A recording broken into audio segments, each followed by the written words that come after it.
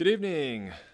At this time, we'll call to order the October regularly scheduled meeting of the Bernie ISD Board of Trustees.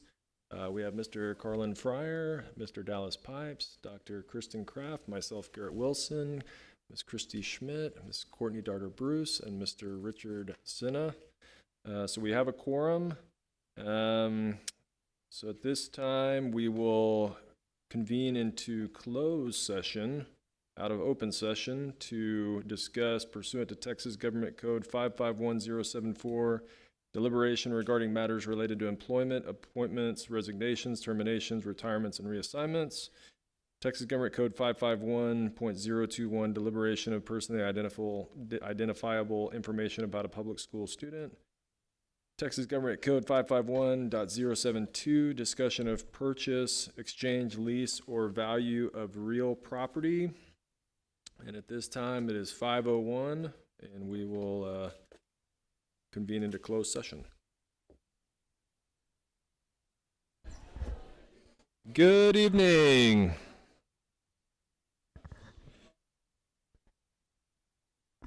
Okay.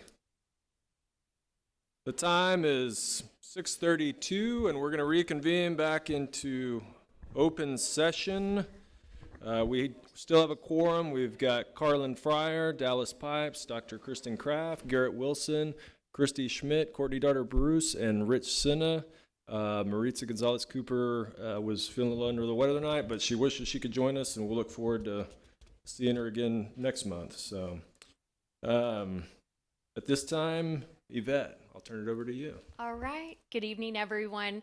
At this time, please stand for the presentation of colors by the award-winning Bernie champion JROTC Color Guard.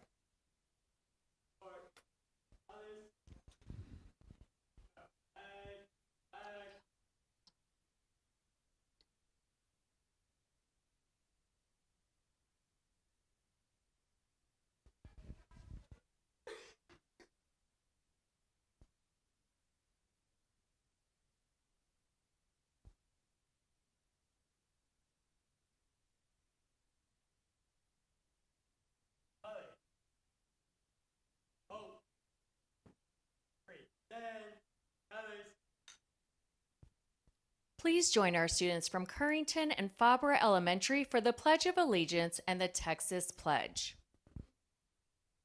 I pledge allegiance to the flag of the United States of America and to the republic for which it stands, one nation, under God, indivisible, with liberty and justice for all. Texas flag. I pledge allegiance to thee, Texas, one state under God, one and indivisible. House.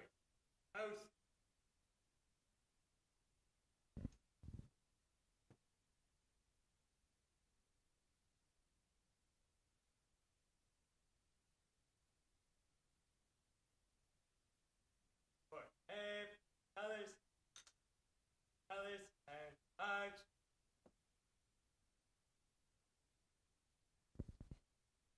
Please remain standing for a moment of silence and prayer.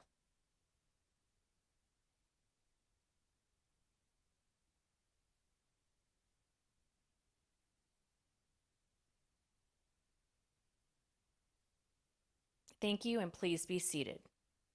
Mr. President and trustees, our students from Currington and Fabra have some great questions for you this evening.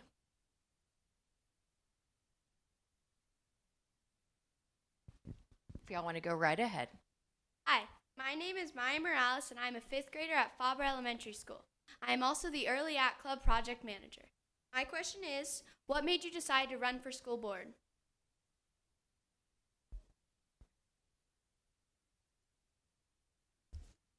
Well, we all had reasons. Okay.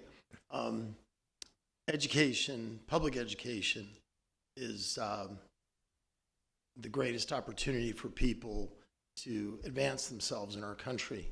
And you can have great parks, you can have great roads, but if you don't have great schools, you'll never be a great community. So my children are older, They graduated, my youngest graduated from Bernie High School 15 years ago, but I felt called to give back to the community that educated my children and to serve the community, because this is a wonderful community, and I wanted future generations of students to have the same excellent opportunities that my children had. Now I have a grandchild who's coming up in a few years to school, so we're very excited about her entering one of our elementary schools. So those are some reasons why. Next up. Hi.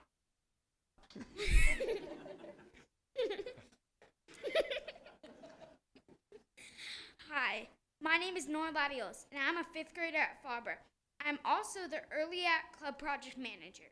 My question is, what experience makes y'all qualified to be a school board member? So thank you for your question. Sometimes I wonder that myself, but no, I'm kidding. I think this entire board has really unique experiences that make everybody a great board member. So as a team, we're a really great board. The experiences that I think makes me a good board member is that I'm a former teacher and a former coach here. So I've swept the floors and driven the bus, and I've had experience with curriculum and classroom management. So I think being a former teacher helps me be a good board member. Thank you. Hi, my name is Scarlett Wolf, and I am a 5th grader at Fabra. I am also the Early Act Club Vice President. My question is, do you volunteer at an organization outside of school, and if so, what organization and why? Scarlett, I love your question. Thank you so much. One of my favorite things to do is I get to volunteer for an organization called Bernie Blaze, which is the Special Olympics group here in Bernie. We've done duathlons, and we've done lots of practices with them for cycling and running and swimming. So it's been really fun to volunteer for them. And a lot of those same students go to Bernie ISD. So when I get to go up to the schools and different places, they always recognize me, and it's the most fulfilling thing for me to get to serve with those wonderful students. So. Thank you. Good evening. My name is June Randall. I am a 5th grade student at Currington Elementary, and I am co-vice president for the CES Student Council. My question is, what advice would you give a 5th grader when they cross over to middle school? So as a middle school teacher, my couple of pieces of advice would be, first and foremost is really learn how to get yourself organized, rather than maybe sometimes having your parents keep you organized or your teachers keep you organized. I believe middle schoolers still get a planner, Mr. Myers, Mr. Owen. I believe middle school still gets every student gets a planner, so I would recommend using that every single day and just finding out how to organize yourself, because you'll have a lot of new opportunities that are great in middle school. And I'll say one more thing that I told my 3 middle schoolers that I think can help you is I would tell them to try to talk to every teacher, every class period, every day. Thank you. Hello, my name is Clementine Wallison. I'm a 5th grade student at Currington Elementary, and I'm co-vice president of the CES Student Council. My question is, what is your favorite part of being a school board member? I'll answer that one. I think my favorite part of being a school board member is getting to celebrate student successes. So every one of our board meetings, we recognize different accomplishments, whether it's athletics or whether it's UIL, fine arts, those things. Tonight we're going to do this in just a couple of minutes, recognize some baseball students and champions. But it culminates at the end of the year with graduation. When the seniors get to walk the stage, that's probably my favorite thing to see, is they've made it through 12 years and they're launching into the rest of their life. Thank you. Clementine, I'd like to add, I really enjoy visiting schools and interacting with students. And I was at your school today reading, I think it was to your little sister's class. We actually did a lesson on citizenship. They were studying that in social studies. So we talked about the Declaration of Independence and the Bill of Rights and the Constitution. And I had my little voter sticker on, so they were asking about that. And I said, well, it's a secret ballot. I'm not going to tell you who I voted for, you know. But So I love it. It's a lot of fun. Thank you. Hello, my name is Case Yarborough, and I am a fifth grade student and president of the Student Council at Currington Elementary. My question is, what do you think is the most important thing for students to learn in school? Good question.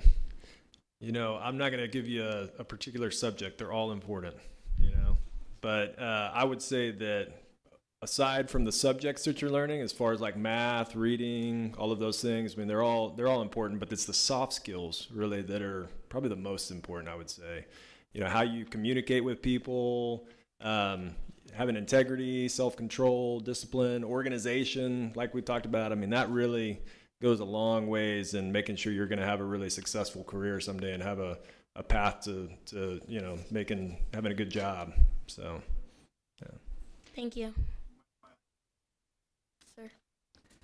I really appreciate it. That was a great question. And I think that's something we're always learning, what we can do and what we should be taking away is being true to yourself, because you're going to have standards that you're going to set for yourself throughout the year, whether it's your college years, your elementary years, middle school, but being able to be true to yourself and wake up and be positive and tell the story inside of yourself of what that is and who you're going to be. It starts now for you, and it's going to continue forever. And be true to yourself and just realize you're writing your own story. So write a good one. Thank you. All right, let's give a round of applause to our amazing students. Now, Mr. President, trustees, and Dr. Kraft, if you could make your way down to the floor, we're getting ready for our commendations.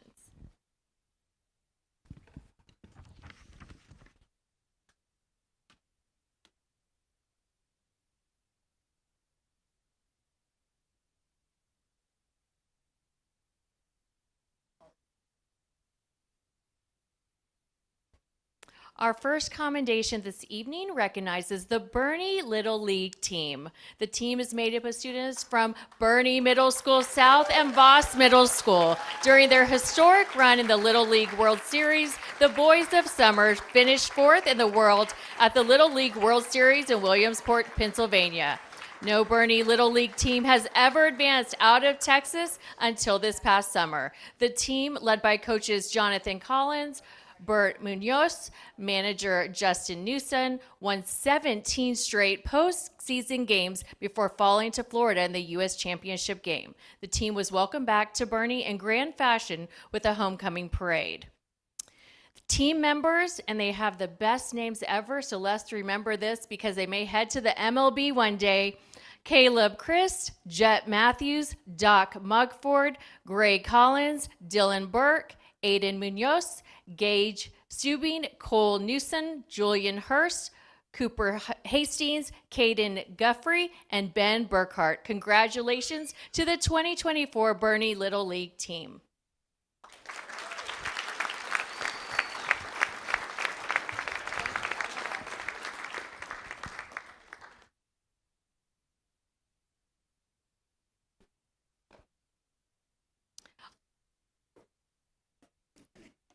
Our next commendation honors the Bernie ISD partnership with GVTC and the GVTC Foundation. During Bernie Little League's Road to the World Series, GVTC was instrumental in bringing a live feed of the August 21st baseball game to all 14 campuses across the district. Working with the Bernie ISD Technology Department, GVTC, at no charge to the district, provided a live stream of the game so our students and staff could watch the game live in classrooms, libraries, and cafeterias. This is a great example of community partnership and a showcase of One Bernie. Thank you to GVTC and the GVTC Foundation.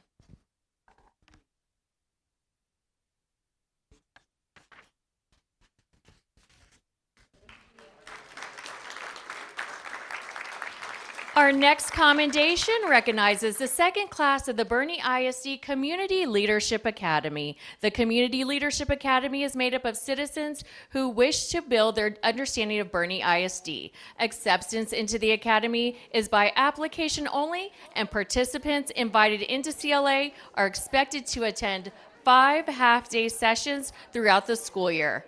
Sessions include meeting with school board members, administrators, and staff, as well as campus visits. Congratulations to this year's CLA participants.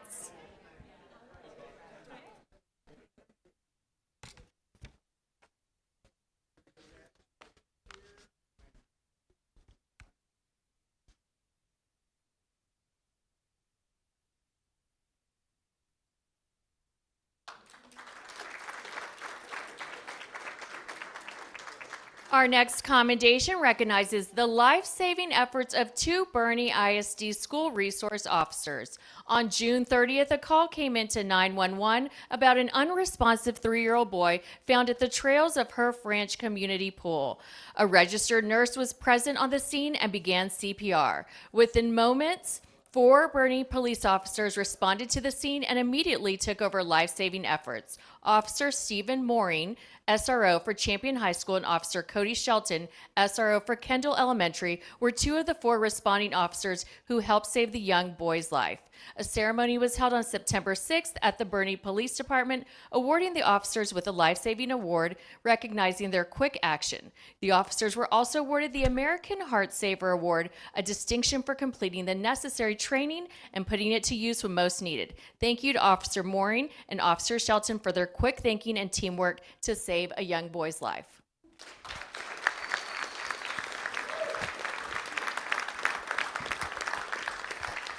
Our next commendation recognizes a career milestone in tennis. Champion Chargers head tennis coach Joey Cantu earned his 400th career win after the Chargers tennis team defeated Wagner on September 24th. The win was celebrated by the coach and his team with balloons and cake. Coach Cantu began his coaching career in 1999 in Pearsall, Texas, and in 2001, he joined Bernie ISD. Congratulations to Coach Joey Cantu for this 400th career win.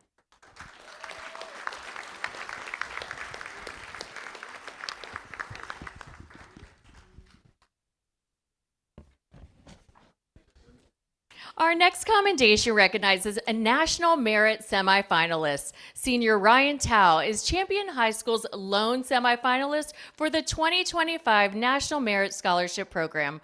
Ryan has an academic GPA of 104.95 out of 100 and ranks 11th in his class out of 455 seniors.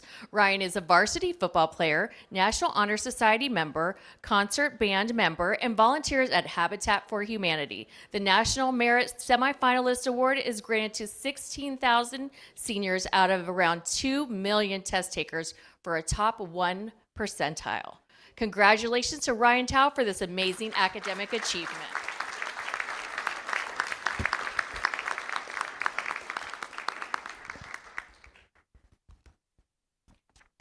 Our next commendation is for this year's Peanut Butter Bowl winner. Champion High School won the 2024 Peanut Butter Bowl with a donation of 24,000 pounds of peanut butter. The Peanut Butter Bowl began in 2016 in San Antonio for the purpose of collecting peanut butter and monetary donations that serve an organization feeding food insecure children in the San Antonio area. Congratulations to Champion High School for winning this year's bowl and stepping up to fight hunger in the San Antonio area.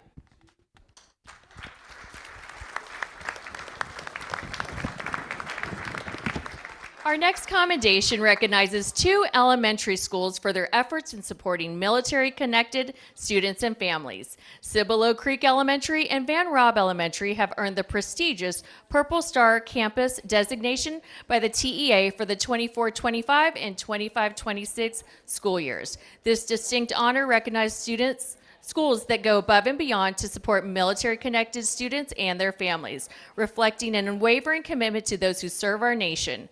Both campuses will retain the Purple Star Campus designation through the 25-26 school year. Congratulations to Cibolo Creek Elementary and Van Robb Elementary.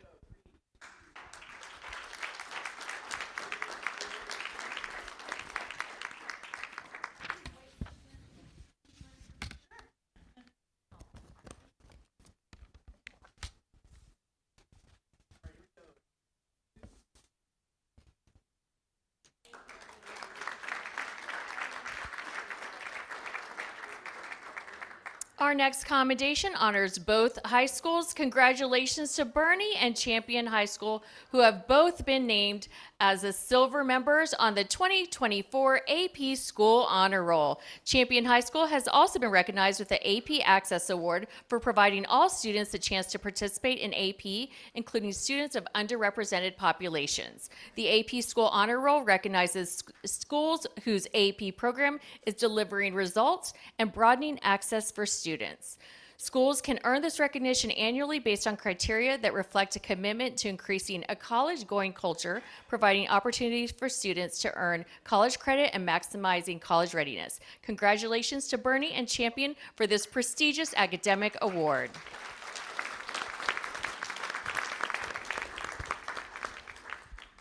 Our final commendation this evening is for our amazing principals. October is National Principal Month, and we celebrate the inspiring leadership, dedication, and tireless efforts of our principals who shape the future of our students with vision, heart, and a deep commitment to every child every day. Thank you to our principals, Cibolo Creek Elementary Principal Sammy Jo Gillette, Currington Elementary Principal Talia Hernandez, Fabra Elementary Principal Troy Latiolis, Fair Oaks Ranch Elementary Principal Jessica Schultz, Herf Elementary Principal Jennifer Hammond, Kendall Elementary Principal Jennifer Escamilla, Van Robb Elementary Principal Summer Galt, Viola Wilson Elementary Principal Lizeth Thompson, Bernie Middle School North Principal Daniel Owen, Bernie Middle School South Principal Matt Myers, Voss Middle School Principal Kathy Cornett, Bernie Academy Director Thomas Hatton, Bernie High School Principal Shane Wilson, Champion High School Principal Natalie Benke.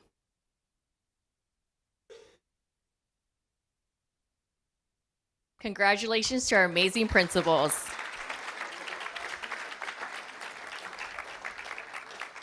Thank you, and this concludes our commendations.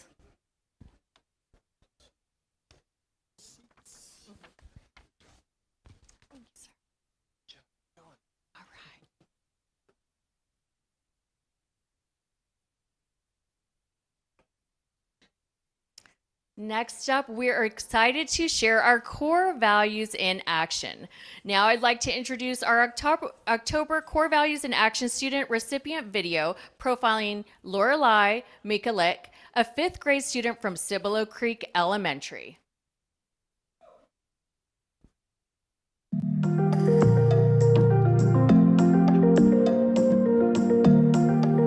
This month's Core Values in Action student recipient is Lorelei Mikulek from Cibolo Creek Elementary. She is 10 years old and one of our outstanding 5th graders. Lorelei is committed to her school as well as her community. She participates in recreational and competitive dance outside of school for about 9 hours each week. She performs at many of the Bernie community events, such as Dickens on Main, and many events at Ammon Square. Lorelei volunteers to help at the school on various occasions, like helping to set up the school book fair. Lorelei is on our morning K-Cub news crew, as well as our Cub Choir, and participates in Run Club. Her teachers have said that Lorelei is a very hard worker and goes above and beyond to help in any way that she can.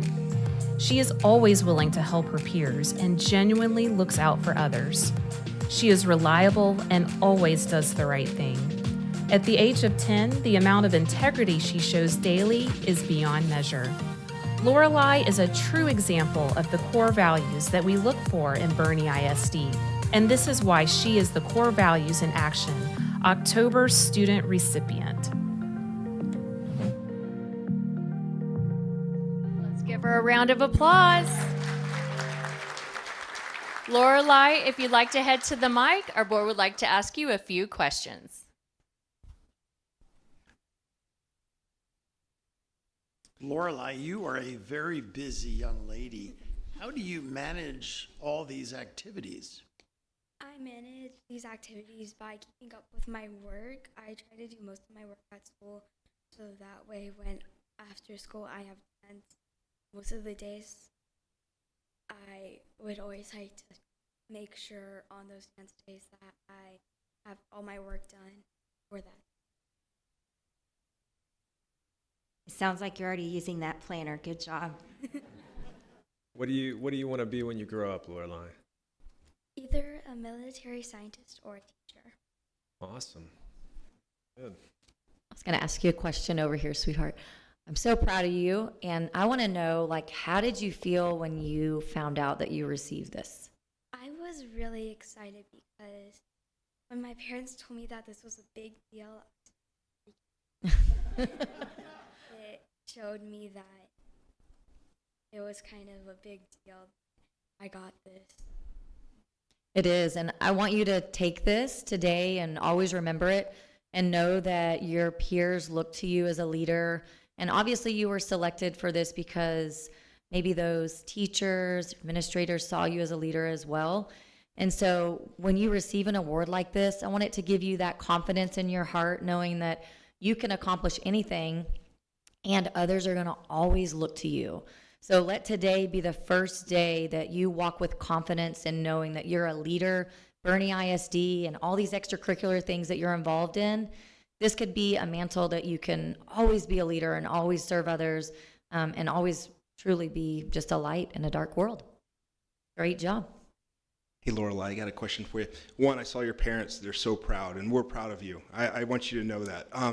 If you could tell some child that's younger than you what they need to do to become as great and a good leader like yourself, what would you feed into that younger generation? I would feed into them that it's easier to start off with a couple group of friends and to communicate with them, and then as soon as you get more into the grades, you will start to have more friends, and it's great to communicate with them so you can keep into. Well, thank you very much. Thank you, Lorelai, and thank you to your parents as well.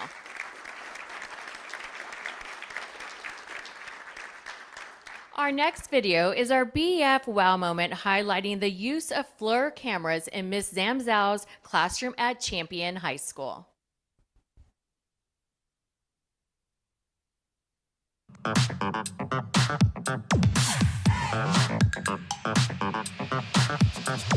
Hi, I'm Bowden Boslog, and welcome to Champion High School. Today's wow moment will be in Ms. Zamzow's classroom, where the students are learning how to operate the FLIR cameras. So the grant that I would like to showcase today is the FLIR camera for my classroom.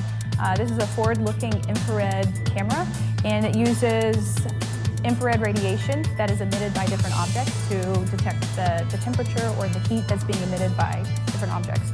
And we can actually use the camera to observe heat transfer, different types of heat transfer, whether it's conduction, convection, or radiation. The students loved it. It's just one of those things where, you know, we see the world around us just with our eyes, the visible spectrum, that's all we're able to see. So to be able to open up a portion of that electromagnetic spectrum that their eyes can't detect on their own, they're truly seeing the invisible that's around them, and it was amazing for them. Thank you for supporting every student, every teacher, and every school in Bernie ISD.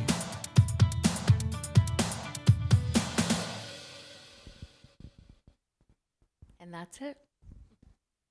Awesome. That's great. It's so awesome to see everything that's going on around the district. Okay, that takes us through the wow moments. So next we have visitor comments and testimonials. We didn't have anybody sign up for that tonight. So we'll keep moving here. The next item on the agenda is consider action for items in closed session. Did anybody want to have any discussion or to make a motion on the request for approval of routine personnel items? I'll do that. I make a motion for the Board of Trustees to approve the personnel report as discussed in closed session. Got a motion? All in favor say aye. Aye. All opposed, same sign. The motion passes. Great. Thank you both.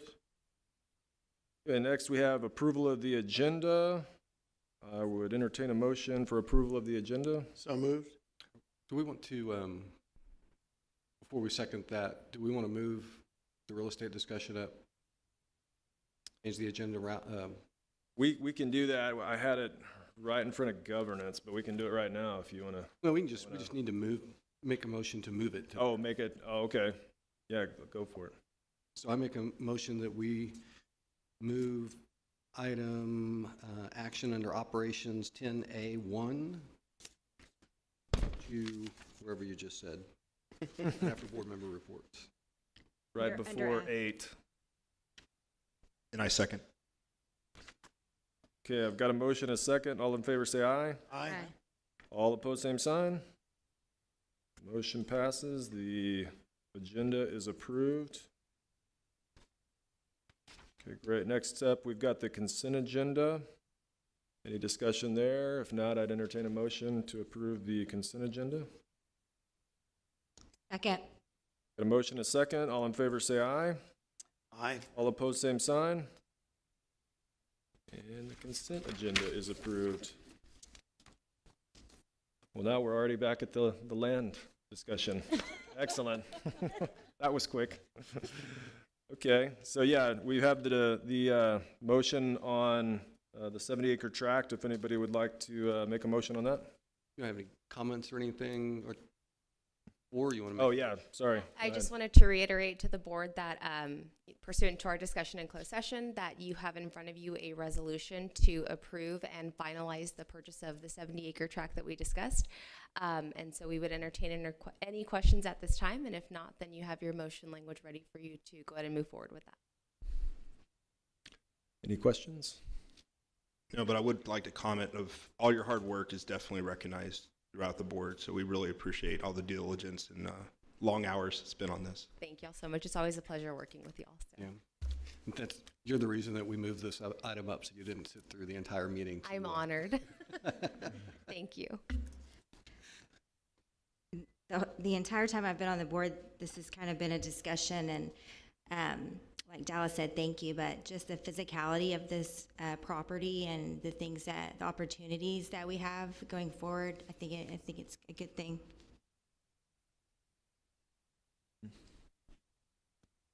Any other comments, discussion? No? I move that the board adopt a written resolution in the form provided to the trustees authorizing the purchase of an approximate 70-acre tract of land located in the J.R. Orocha, Survey 171, Abstract 2 in Kendall County, Texas, and directing that the board secretary place a copy of the resolution in the official minutes of the meeting. Got a motion? Second. Okay, we got a motion and a second. All in favor say aye. Aye. Aye. All opposed, same sign. Okay. The motion passes. Thank you, Destiny and Mr. Stahl. Great. Okay, next up, we've got governance board member reports. Let's see, we always start on the end. Christy, you want to start us tonight? Okay. Okay, go ahead. So for committee reports, I have program evaluations committee reports. We talked mainly about 3 different things in the program evaluation committee.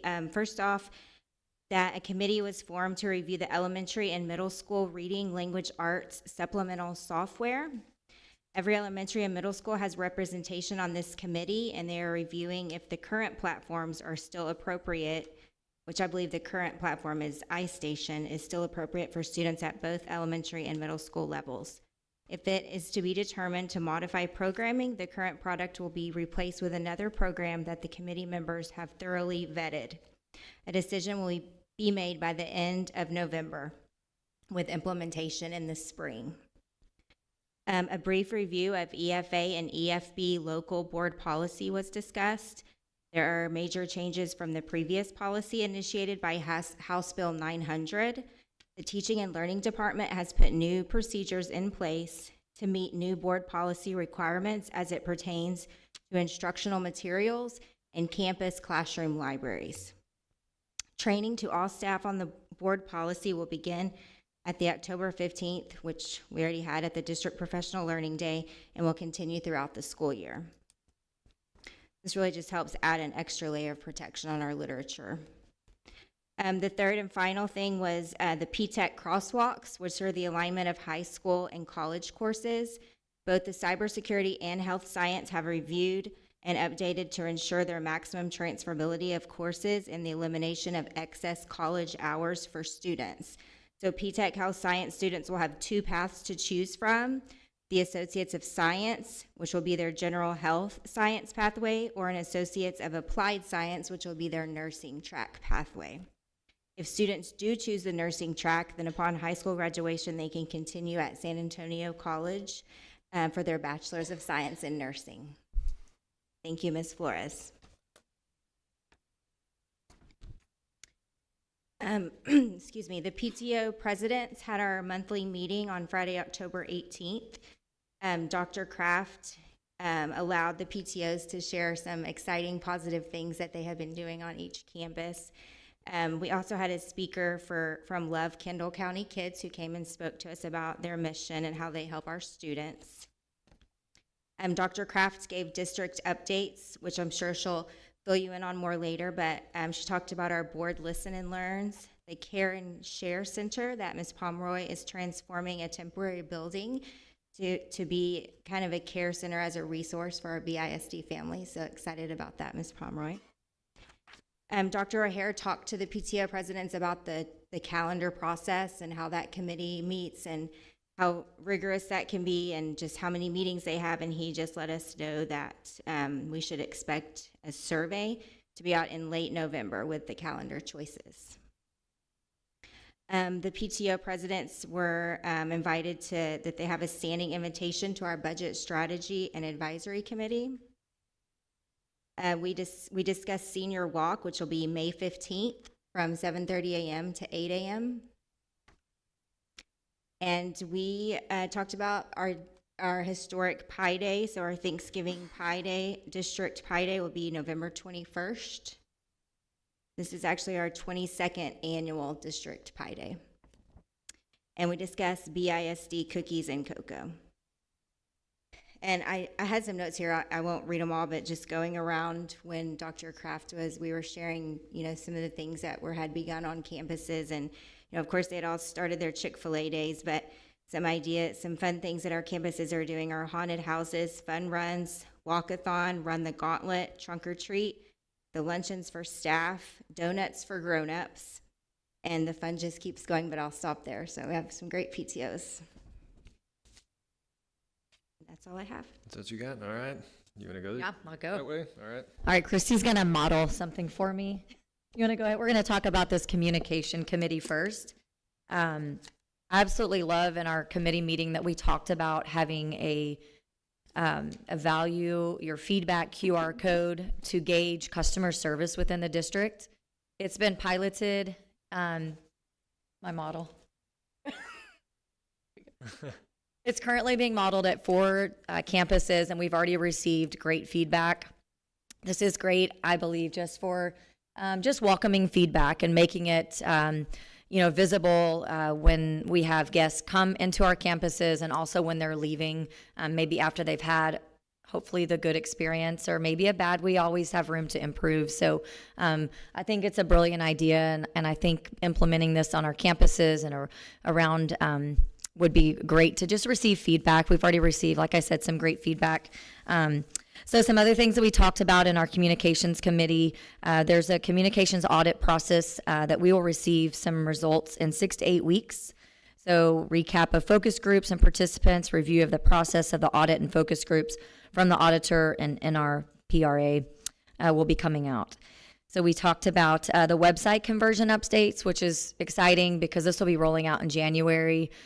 Some exciting things that we talked about with the new website is possibly having real-time emergency updates. When you pull up the website, it's easy to see just the scrolling updates if parents want to get on and see real-time things. If they've received a text, it's just a great place everybody knows to jump on the website and just to see real-time emergency updates.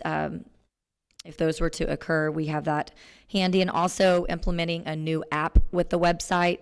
Everything kind of goes to an app, and I think it's a great tool that we can just keep up and make our website more accessible on the go, on your phone, on an app. So that's something new that we're looking to implement. We're also looking at a fall marketing campaign for hiring bus drivers that's already begun, and thankfully, I think there's just 4 vacancies at the moment. So the increase in pay that we were so thankful to be able to provide has brought in new bus drivers, so we're excited about that. So the marketing is working, and happy to be able to be a part of that. New initiatives with the Bernie Beat, screen graphics. Several recent episodes have been solely hosted by students. And I don't know if y'all remember back in the day, but it used to be all, it was Dr. Price and I for a little bit. That was, I don't know if that bored everybody, but I think it's a lot more fun to have students on the Bernie Beat, because that's what this is all about anyway. So really just focusing on our students. That's what we're going to be focusing on with the Bernie Beat. Launch of campus correspondence. The new initiative is set to begin next week to further engage students in reporting and sharing how core values are modeled. So just really speaking up about our core values and how those are implemented throughout our campuses and our district as a whole.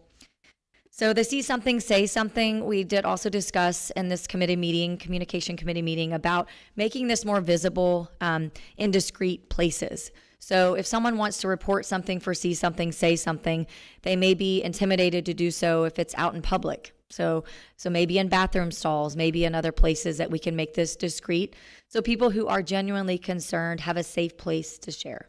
This was something that we discussed. Also looking to send out some campus climate surveys in January, mid-January.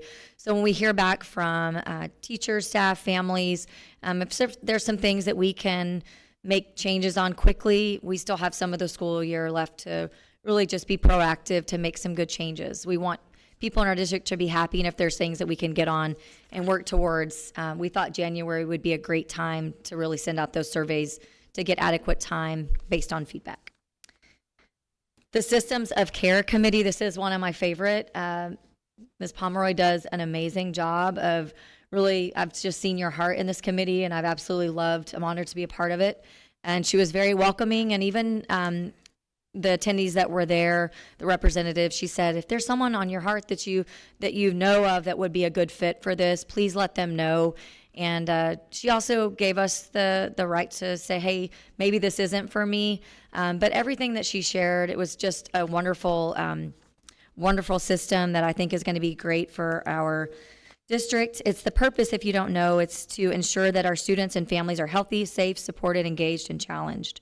So we were briefed on the formation of our systems of care, and then we also learned how the systems of care align with our core values, again, and how the system leads to improved academic outcomes for our students.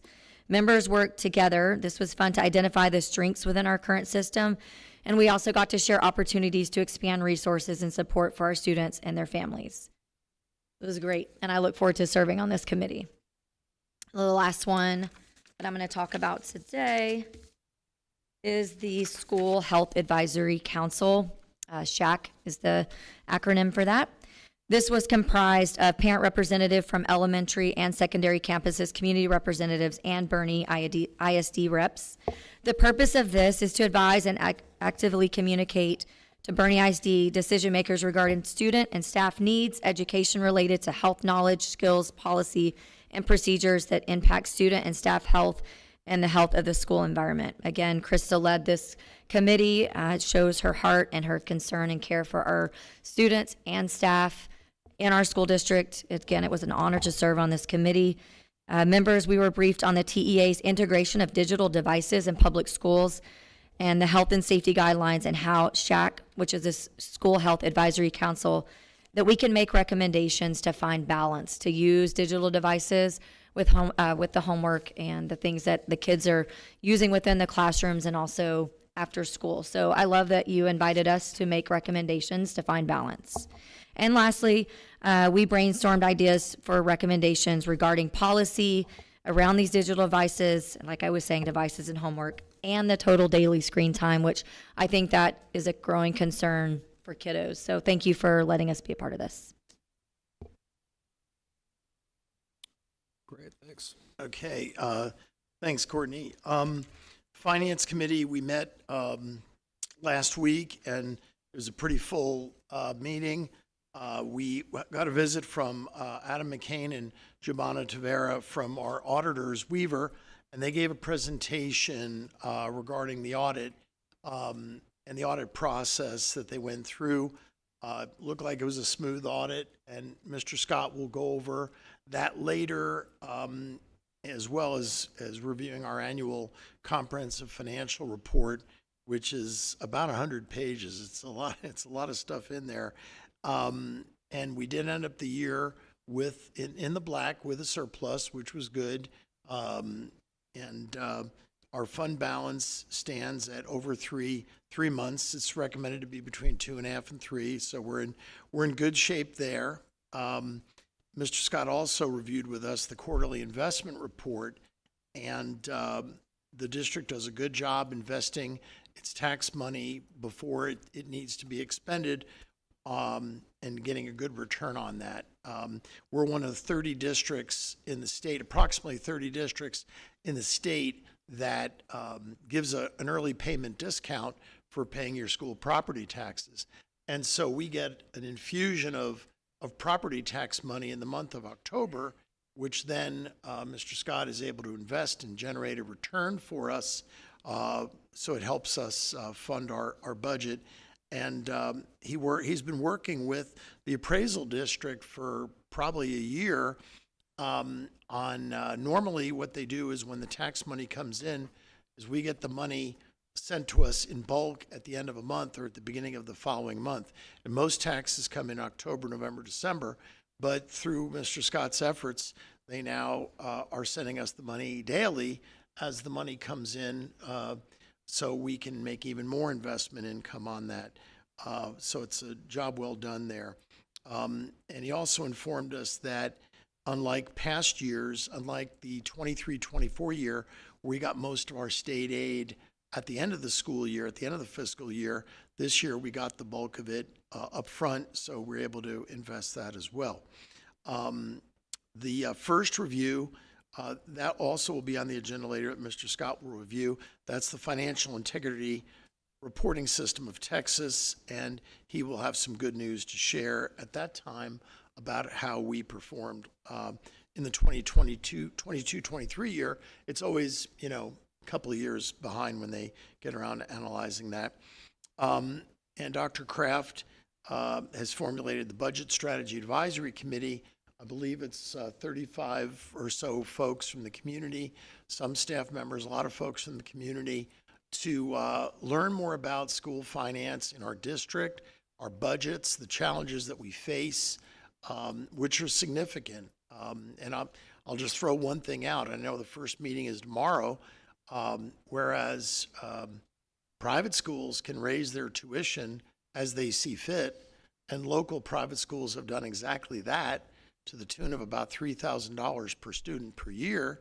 We have not seen a change in school funding formulas in 5 years, despite 22% inflation. So it's important that our community be aware of the challenge, the realities that we face and the challenges that we face. So that's just kind of an overview of what we discussed, and I know there'll be a lot more in this meeting that will cover the whole financial area. As far as legislative advocacy concerned, Dallas and I were the delegate, or he was the delegate, and I was, because I'm a member of the TASB Board of Directors, was a delegate also. On September 28th at the TASB convention, we approved the priorities for the year for TASB, and I was able to attend a meeting in the Texas School Coalition earlier that month to basically present how our district advocates for ourselves in Austin on behalf of our community, our taxpayers, our students, our staff, and it was very well received. So we are now about 3 months away from the start of the legislative session, and pray that they see the light and update school funding formulas. Great. Great update, Rich. Do we want to go down to the other side here? Start? Sure. So last week we had a facilities committee meeting on the 15th. Dr. Kraft and Mr. Stahl talked to us about they had just done a tour of the Aquatics Learning Center. Looks like it is scheduled to be substantially complete by the start of the second semester, so we can get back from the Christmas break. We had a discussion about future land purchases and some different opportunities that we've looked at. There was additional funding in the 22 bond for land acquisition for future campuses, and so we took a look at some options there. Did some updates on the outstanding issues on the 70 acres that we just passed a motion to proceed with earlier. Gave us an update from their negotiations with the property seller, and moving forward with it. Talked about Champion High School, the tennis courts, and the band pad updates. The surface of the tennis courts has been removed and is going to be resurfaced. Substantial completion of that is expected probably in 2 to 3 weeks. Then kudos to Ms. Binky and Dr. O'Hare. The band pad updates are going to redo the full band pad, which becomes a parking lot. We're going to delay that update until the new addition at Champion for the P-Tech Academy is open, because that will open up an additional 60 parking spaces when that building is complete as well. Talked about programming focuses for future Middle School North. Talked about the need from TEA's recent mandates to do educational technical specifications for all of our campuses. We have selected Huckabee Architects to take care of that for us. Jeff, I see you out here. And then we had some discussion, or Mark gave us some updates on Viola Wilson Elementary School. We had some water challenges there the first couple of, in the last couple of weeks, I guess, with low water pressure, and had some transfer pumps that were out. And Mark has assured us that they have been in contact with the WCID number 3 about the importance of maintaining proper water pressure. So that was the recap of the Facilities Committee meeting. A couple of days later, last week, we had a Safety and Security meeting. That committee meets at a minimum 3 times a year. We discussed the Bernie ISD Emergency Operations Plan for 2025 and the Cybersecurity Annex. Those have been submitted to the Texas School Safety Center for review. That has to be done annually for the EOP, and then once we receive feedback from the Texas School Safety Center, they'll bring that back to the committee in January. 3 members of the Bernie ISD Safety and Security team will be attending the School Safety Response Training in November to become certified instructors for newly released age-appropriate school safety training materials. With kind of a rise recently of hoax threats, we talked about the letter that Dr. Kraft and Bernie Police Chief Steve Perez composed and distributed about the danger of hoax threats to schools and the consequences for those that do make those. And then there's some upcoming training. BISD and our regional partners have scheduled a large-scale exercise relating to critical incident responses. It's going to be over the winter break. And that is going to include police, federal law enforcement, fire and EMS from the region, and also STRAC, which is the South Texas Regional Advisory Council, which is the Regional Medical Response Authority for trauma responses during a mass critical incident. And that wrapped up that meeting. Nice.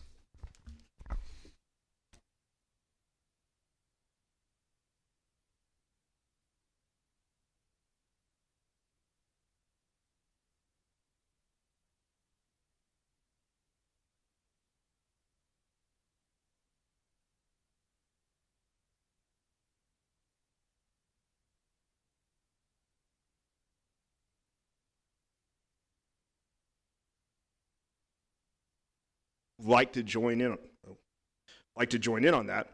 The next meeting is going to be December 5th. So if you have someone in there that would like to be a voice in that system of care, we would love to have them in that room, December 5th. Okay, so on to technology. There was a Technology Advisor Council meeting October 17th. That was a really wonderful way to put together that. I think it was awesome because we had, of course, staff members, teachers, principals, students, Dr. Kraft, myself was in there, but most importantly, the students. I think we learned the most from them, and as well as the parents. That was probably the biggest thing we learned we could probably advance on is, one, being a parent, learning that technology interface between the school district and the parent was definitely an opportunity for us to improve and get better on moving forward. The agenda was the technology plan and recap that. digital citizenship. That was another place that we talked about improving quite a lot, as well as really teaching parents what that looks like as your kids move into like middle school and things like that, what it means to have good digital citizenship. And of course, like I was saying, staff, students, and parent training consideration. Okay, so what else we have here? That is going to be one of 2 meetings. The next meeting is going to be May 8th. The high points there are going to be that there was we have a 3-year plan that we are reviewing for technology and basically moving that in different ways, seeing which way we can advise that. We have a really, I think we touched on a lot with the students talking about this new teachers coming in and how we can revamp that system of a new teacher coming into the district and seeing what gaps we can fill there. So that also leads to, I was on the technology committee, and truthfully, that was really kind of bringing me up to speed a lot on where we sit on networks systems, student information systems, and cybersecurity. And our next meeting, well, that would be a monthly one. So that's all I have on technology. Awesome. A lot happening this month. We're up and running in the school year here, so that's good. So you guys covered everything. I was just going to remark that, you know, it's always good when the safety and security team meets. Always appreciate those meetings. And I just appreciate the kind of collaborative demeanor that that the district has and that our safety and security team has with all of our partners, being the cities, their police departments, and the county, and the federal government, and EMS and fire and everybody. It's just always good to see the standard of continuous improvement that we have here. So, okay, great. So that's everybody's meetings. Dr. Kraft, you're up. All right, thank you, Mr. Wilson. So as you can see, all of our committees are up and running. So we had a really robust series of updates from all of you. So thank you to all of you for making those committees. And I want to give a special thank you to our executive leadership team that really chart the course of our committees, getting them calendared, bringing you updates, and finishing up with meetings. So thanks to all of our ELT members for that. And again, a special thank you to our school leaders. October is National Principal Month. And so we didn't want the month to go by without saying a special thank you to all of our school leaders for everything that they do. On any given day, anything can be unexpected, and your to-do list in the morning, may not get accomplished because of other things that come up throughout the day. But we have the best principals, and I'm proud to work with every one of you. So thank you so much. Enrollment, it fluctuates day to day, but last report I saw, we're at 11,111 students. That's a lot of ones. A lot of ones in there.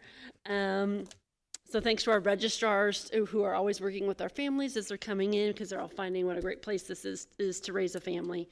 Many of you have been at events, all week long, and Ms. Mankey and I had a crash course in water polo this weekend, and so really excited for our boys and girls champion water polo teams. They're advancing to state, and I believe I sent you the times. They compete Friday and Saturday at Northeast. Then at the same time, we had our champion and Bernie bands competing as well in their marching band competition, and they all received all ones from the judges, superior ratings. So phenomenal work happening on the field with our marching bands, and they are advancing to area, and I sent you those details this afternoon. And when we think about the bands, and I am at the football games, is like an army of parents. And I just want to say thanks to all those band parents out there, because not only are they there early and late for a football game, but then they're getting up the next morning and doing it all again and going across town. And in this case, for the next level, they're going to go up to Cedar Park, Texas. So really encouraging our groups to just to continue to shine in their post events. Dallas, you mentioned the District Technology Advisory Committee. That was a great group in that room giving us really good feedback. What was most exciting, though, was hearing the voice of our P-Tech students. And we pinpointed some of those students to help us with some PSAs that we're working on. And so excited about that. And our cyber kiddos and our health science P-Tech students had a lot to share. So excited about that. And then just sharing with all of you that we are doing board and superintendent listen and learns with students. So a couple of weeks ago, 3 of us were over at Bernie High School. We met with about a dozen students in the library. Thank you, Mr. Wilson, for getting that all set up. And it was a great chance for the 4 of us to hear straight from our high school students. And then we'll make that same visit next week over at Champion High School. And then in November, December, we'll be visiting our middle schools, and then we'll do elementary schools in the spring. So really exciting to know what we're finding out straight from our students, unfiltered, and we appreciate that. Our education and training students spent some time over here. In the past month, they had a tour of central office. They understood the different departments that are behind the scenes helping their teachers and leaders. So I just want to let you know our future is bright. We have 15 amazing students who had lots of questions, and that visit here led up to their practicum experience. And so right now, as part of their classwork, they're out at our schools doing their volunteer work, but really excited about the possibility of offering them letters of intent. When they cross that stage for high school graduation, we want them to come back and teach with us. And so education is our business. We need to be promoting our own business, and we need to be recruiting our own students who want to be teachers. And so excited for all that will happen there. To let you know, the Bernie Outdoor Academy has kicked off. So Fair Oaks Ranch was there just last week. We have our budget strategy committee meeting tomorrow night. Thanks so much to Yvette Reyna and Wes Scott for all of their hard work getting ready for tomorrow night. And our ELT will be chairing working groups. And so really appreciate our ELT for the role that they'll take in that event as well. And then we've also met with staff advisory a few times. So every campus has a representative come and meet with us. And so it's always great to hear straight from our teachers about what's going well and what can be improved. And then to capture the voice of all of our staff, we did send out a staff survey on Friday, and they'll have a chance to give feedback on campus climate, culture, processes at the campus, but then also there's a section for them to give feedback on departments. And so we'll get that back in time for us to review it and put in plans for second semester. And we will be getting our parent surveys ready in mid-January. We have a full night of strategic plan update reports. And so if you recall, we will always bring you a student success update. And then tonight, you're also going to have a fiscal responsibility update as well. So that concludes my report. Thank you, Dr. Kraft. Wonderful. Okay, I believe Ms. Reyna, we're up to you. Community partnerships, empowered partnership program, and community partnerships. Good evening. I'm Yvette Reyna. I handle community partnerships for Bernie ISD, and I'm excited to share with you an incredible program called the Empowered Partner Program. To start off, we'd like to show you a quick video. Become an empowered partner and make a difference in the lives of students in Bernie ISD. The Empowered Partner Program is a groundbreaking initiative designed to provide students with a safe place to turn to in times of need. What is the Empowered Partner Program? The Empowered Partner Program is a network of local businesses and organizations who have pledged to support students by providing a safe and welcoming environment for them to seek help and support. How can you become an empowered partner? Commit to safety. Ensure your establishment is a safe space for students. Provide support. Offer assistance to a student in need. Spread awareness. Help promote the Empowered Partner Program in the community. Why become an empowered partner? Make a positive impact in your community. Support the well-being and success of students. Be recognized as a trusted ally for students in need. For more information about this program, dial 830-357-SAFE. Together, let's keep kids safe in our community. This past summer, I worked alongside our Chief of Safety and Security and also our Chief of Student Support Services to create this program to help students not only in crisis within our schools, but also within our community. For example, we have a lot of parades as a district, but also within our community, there are a number of parades. If there's a child that's lost, if there's a child that misses a bus, if there's a child or even a teenager that feels they're in danger, we want to make sure that they have somewhere safe to go within our community. The origin of this program began when our Chief of Safety and Security attended a meeting with the Santa Fe police chief, and he told about the story in 2018 where there was a tragic shooting at their high school. And all of the teenagers, in fear, they dispersed and fled throughout the neighborhoods and throughout the area, which made it a major challenge when it came to unifying them back with their families and with their guardians. So because of that, we created a program like this. Not to say that that would happen, but we just want to be proactive and prepared just in case. Each of you was given a safe zone sticker. It looks like a badge, and that was very intentional.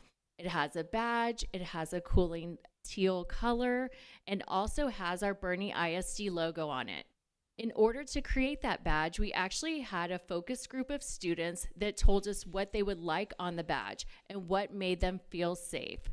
When they see the Bernie ISD logo, not only within our schools, but also on the badge, it gives them a comforting and welcoming feeling. And when they see it now at a business, they feel very comforted knowing that they're connected to our school district. Each business that is a part of this program, they signed an empowered partner promise. And that means for 1 year, they're committed to keeping our kids safe within this community. This is not just limited to our students, it's any child that's in our community at any time. I'm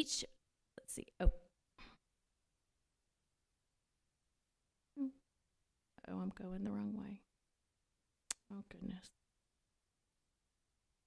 We're also communicating this to all of our parents and students and teachers within our community with a very robust marketing plan where we've given them videos, not only like the video we showed you, but also some videos in the voice of children within our schools. So it's really a child speaking to another child about this amazing program where they hopefully, when they see this sticker, they know it's a safe place to go to. Thank you for the opportunity to share this program with you. And now I'd like to open up the floor to any questions you might have. I really love the idea of this program. And I think getting student feedback on what they'd like to see to create a feeling of safety is definitely a positive. So I think this is great. My question is for individuals who work out of their home that really desire to create a safe space, is this something that the program would be allowed to, would you be able to put this on someone's window of their home if they're working out of their home, or is that kind of a no zone? Interesting you had that question. We actually had, an older woman. She was in one of our sessions. We did multiple sessions throughout the summer, and she said, gosh, isn't it funny the way things have changed? You used to not have to put a sticker on a business to know that it would be safe for a kid to go to, but now we do some form of vetting with those locations, and we do actually do training for them. And I think we're looking for public places, and so when they go to that QR code, it directs them to our See Something page, and they can fill that out. So I think at this time we're really focusing on businesses that can kind of support kids in our community that are on bicycles, buses, or with their families. Thank you. I echo Courtney. I think this is an amazing, is my mic on?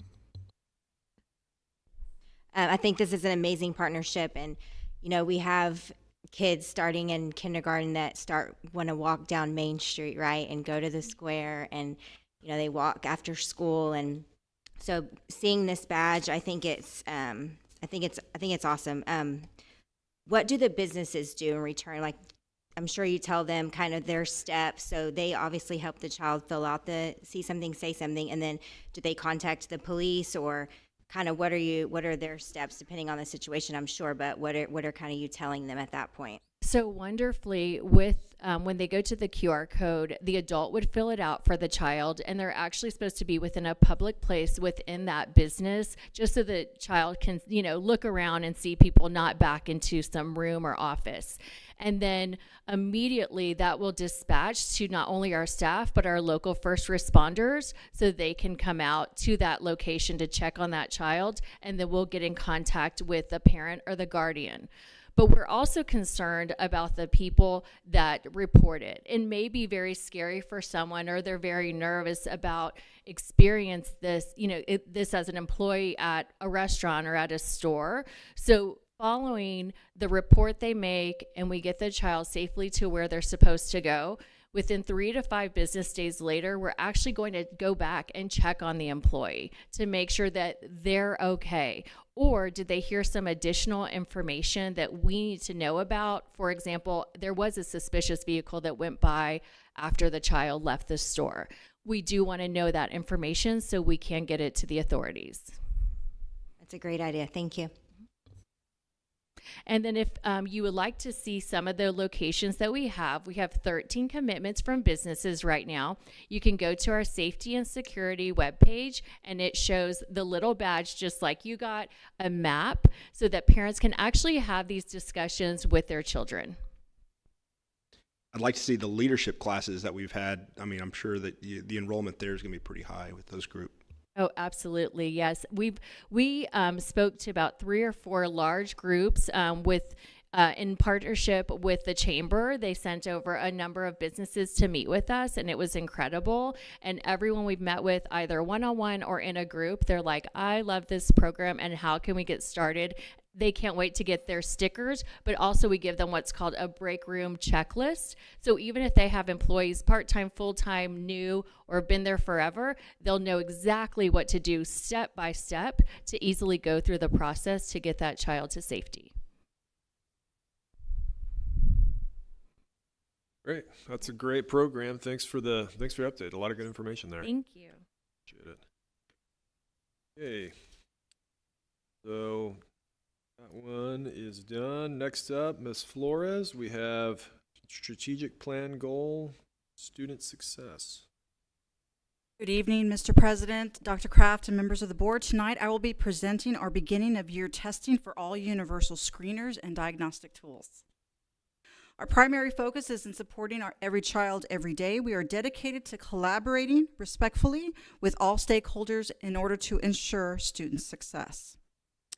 All that I will be covering today falls under our local scorecard under student success.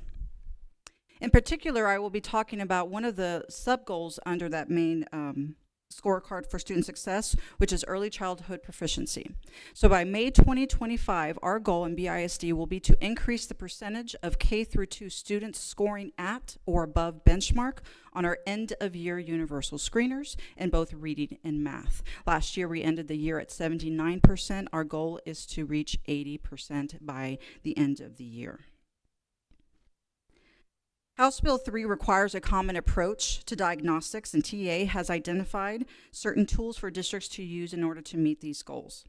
For pre-K, we use Circle, and for grades K through 2, we use M-Class by Amplify, and we also use NWEA MAP for math. So in the provision of high-quality, full-day pre-kindergarten for 4-year-old students, districts must collect data regarding student progress in these 5 areas: language and communication, reading literacy, writing, mathematics, and health and wellness. These assessments are conducted at the beginning, middle, and at the end of the year. All assessments provide teachers with a holistic understanding of each student and assist in providing targeted instruction. So this chart illustrates how our English and our Spanish pre-K students rated holistically in these 5 areas. For our Spanish pre-K classrooms, we notice a difference in the reading and writing, which is to be expected, especially at the beginning of the year. We will continue to work with campuses to collaborate on the rubrics, set instructional goals for students, and monitor their progress. We have approximately 44 students that take the Spanish test, which is less than a quarter of the total. So the number for Spanish testers is relatively small compared to the total. In accordance with TA, Bernie ISD administers the state-adopted literacy assessment M-Class Dibbles in English and Lectura in Spanish for grades K through 2 to measure reading development and comprehension, again at the beginning, middle, and at the end of the year.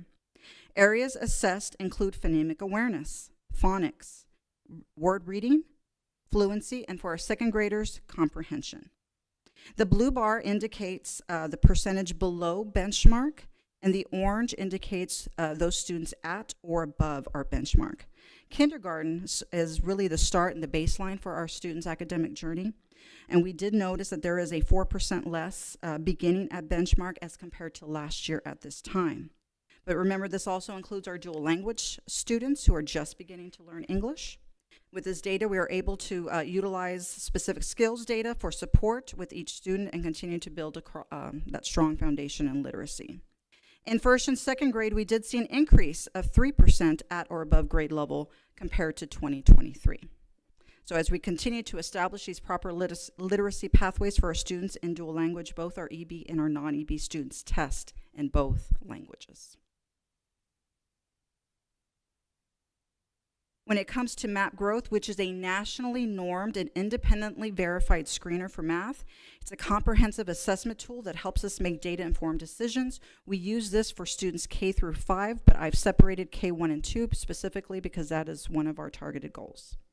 So our comparative performance for 2023 from beginning of year to 2024 beginning of year, we did see an increase of at or above benchmark in kinder, first and second. Kindergarten 2%, first grade 4%, and second grade 2% increase from the year before. So where do we stand now with our current goal? So right now at the beginning of the year, we are at 73% at or above benchmark for both reading and math. Our end goal is 80. So we have some work to do. Another tool we use for reading assessment is iStation. The slides that follow categorize our students into distinct tiers. Each assessment has different cut points for each level. So tier 1, all students receive high quality instruction, differentiated to meet their needs. Tier 2, students are those not making expected gains in the core curriculum and are provided with increased targeted instruction. Tier 3, students receive individualized intensive interventions.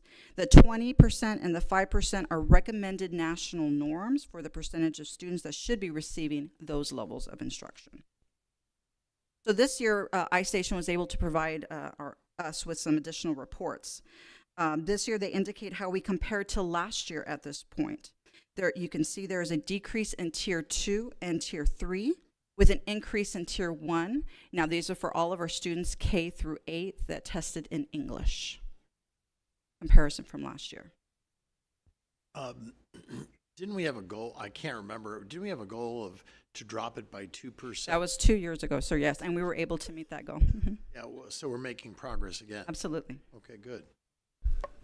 What is the, on the tier 3, the intensive individualized instruction intervention, what's that look like for that child and the teacher when they're going through that instruction? So it starts with whole group instruction to small group instruction to individualized intervention and instruction that's needed for particular students. For the individualized, what does it look like what does it look like during class time for that child? You know, that usually happens during at elementary fit time, which is the dedicated block of time for intervention. So just depending on the student's needs, the teachers work collaboratively to decide how that will be scheduled out. And what's good about iStation M-Class, they do provide a lot of resources for teachers in order to use during this time. Okay. So maybe more one-on-one time with the teacher, maybe more manipulatives, or teacher using a whiteboard, really practicing isolating sounds. So every student, they know what skills they need work on. And so then the teachers design skills to accelerate what they're weak in. So very customized. Yeah, so at that level, it's pretty one-on-one for the most part, it sounds like. Okay. For our students that take the Spanish assessment and iStation for kindergarten through 5th grade, this is how they compare to last year, a decrease in Tier 3 and an increase in Tier 1, which is what we want to see. question on that. Now, last month, we got a presentation from Triana on the emerging bilingual, the increase in the number of students that emerge from being considered bilingual. Is this a kind of a precursor to that? There's definitely a correlation from, yes. Okay. This next report is also showing a comparison of BISD compared to the state. Now, this is compared to the state of the schools that use iStation, which is about 350 other school districts. So as compared to those other school districts, BISD has a great, 67% increase for Tier 1. Next, we do use MAP for the upper elementary grades and IXL for grades 6 through Algebra 1. So for MAP grades 3 through 5, we did see gains from last year in each grade level as well. Third grade, we saw an increase of 1%. Fourth grade had the greatest gains of 6%. And fifth grade students, we saw an increase of 4% for the beginning of year assessment last year. And we attribute these great gains in fourth and fifth to an increased focus on rigor and engagement in the mathematics and the new curriculum. MAP is a nationally normed test given to over 11 million students across the country. Students scoring above the 50th percentile are ranked above the national average on math proficiency and achievement. And for Bernie ISD, you can see that our elementary students are all above the national average for math, which is good news. This next this next chart shows our students in grades 6 through Algebra 1, and there's two ways to review this data. You can look at it from performance from year to year. For example, if you look at last year's sixth graders, 25% of them were at Tier 3 at beginning of year, and this year we only have 21%, which is a decrease, which is good. So that's not comparing cohort to cohort. If you were to look at this data, for example, look at the eighth graders.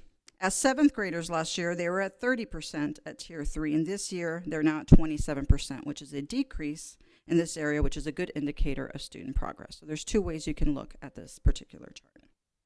All grade levels have showed increases in students requiring Tier 1 instruction and a reduction in students needing Tier 3.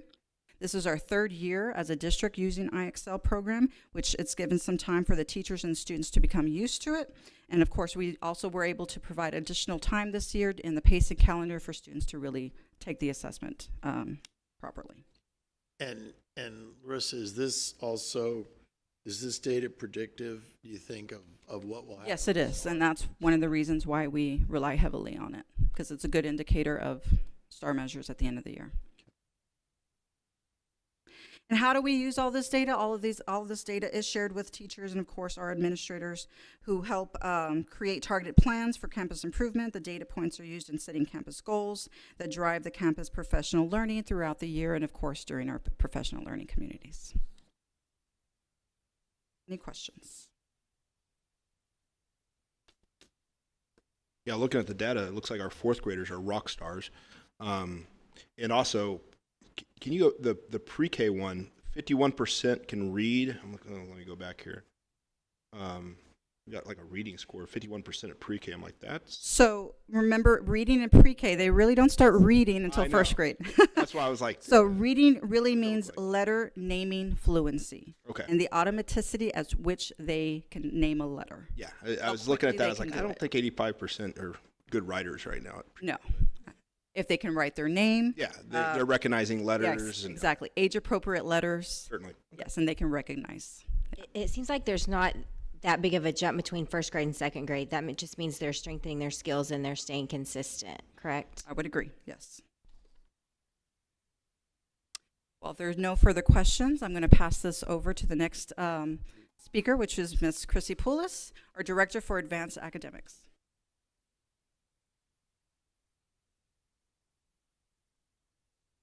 Good evening, Mr. President, members of the board, Dr. Kraft. Thank you for letting me present tonight on advanced academics. So everything that we do in advanced academics and college career military readiness ties directly into not only our district scorecard under student success, but also our core values. It is our goal by 2028, 100% of our students will graduate college career military ready. We are a student-centered district, and everything that we do ties back directly to the student. CCMR contributes to our district accountability, and it also allows districts to earn additional funds preparing graduates for college, career, and military readiness. CCMR focuses on two components, college readiness and career readiness, and tonight I will focus on college readiness data, such as advanced placement, dual credit, and college entrance exams. We know that it is incredibly important that our students not only enroll in our advanced classes, but stay in our advanced classes. So it is our goal to maintain a 95% retention rate in those classes. I did take baseline data in October of this year, and I will compare it to the end of the year data to see how we're doing with this goal. This chart compares enrollment in our advanced classes from October of 23 to October of 24. Obviously, students can take more than one advanced class. This data is composed of all advanced classes, AP, honors, dual credit, and we did see a little bit over an 8% increase in our enrollment from last year to this year. Our AP program has grown from 23 to 24. Not only have we increased the number of students taking an AP exam, but we also increased the number of students earning a 3 or higher. We experienced a 3.5% increase, and this data is combined for both high schools. To further highlight our student success, we had 229 students earn a 3 or higher on their AP exams. 71 students earned an AP honors, which is granted to students who receive an average score of at least a 3.25 on all AP exams taken, and a 3 or higher on 4 or more exams. We also had 161 students earn AP distinction, which is granted to students who receive an average score of at least a 3.5 on their exams, and a 3 or higher on at least 5 or more exams. The ISD had 462 AP scholars overall, which are students who receive a 3 or higher on 3 or more exams. We had 5 students earn a 3 or higher on their AP seminar and AP research exams, and 24 students graduate with an AP capstone diploma. To earn an AP capstone diploma, students have to earn a 3 or higher on both the AP seminar and AP research exams, plus 4 additional AP exams. Pretty impressive. You heard about this earlier tonight, but AP honor roll distinction is based on 3 specific criteria set out by College Board: college culture, college credit, and college optimization. College culture is a percentage of students who took an AP exam no matter what the score was. College credit is a percentage of students who took an AP exam and earned college credit, which is a 3 or higher. And college optimization is a percentage of students who took 5 or more AP exams, with at least 1 being taken in 9th or 10th grade. I'm happy to report that both Bernie High School and Champion High School earned silver for their AP honor roll distinction. Champion also earned the AP Access Award, which is granted to schools whose percentage of AP exam takers who are underrepresented minority or low-income students mirror the school's demographics overall. That's very impressive. Last year, our students were able to take dual credit classes through 4 different institutions of higher education. This year, we have brought on San Antonio College as a new partner, specifically for our P-Tech and Health Science. Last year, between both high schools, our students earned over 2,600 college credit hours with a cost savings of over $320,000 to our families. The class of 2024 alone earned 740 dual credit hours. In preparing students for these advanced classes, our college readiness testing starts in 8th grade with the TSI. The Texas Success Initiative exam composes of reading, writing, and math portions. It is a college placement test to determine if a student is college ready. And 8th graders are given the opportunity to take the TSIA the spring of their 8th grade year in the areas of reading and writing. 8th graders are also given the opportunity to take the PSAT 8-9. And then sophomores will take the PSAT and MSQT, along with about 25% of our juniors that take that exam as well.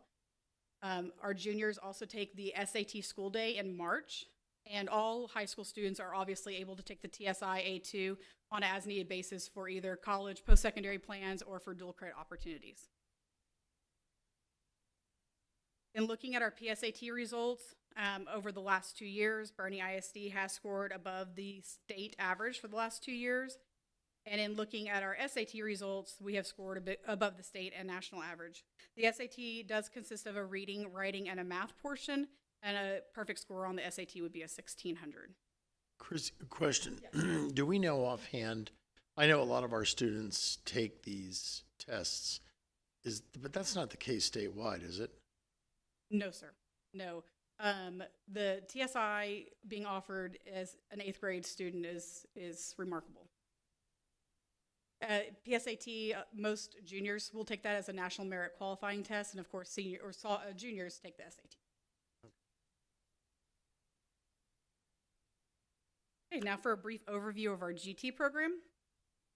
A GT student is more than just a high achieving student. A gifted student is a student who exhibits high performance capacity in intellectual, creative, or artistic areas.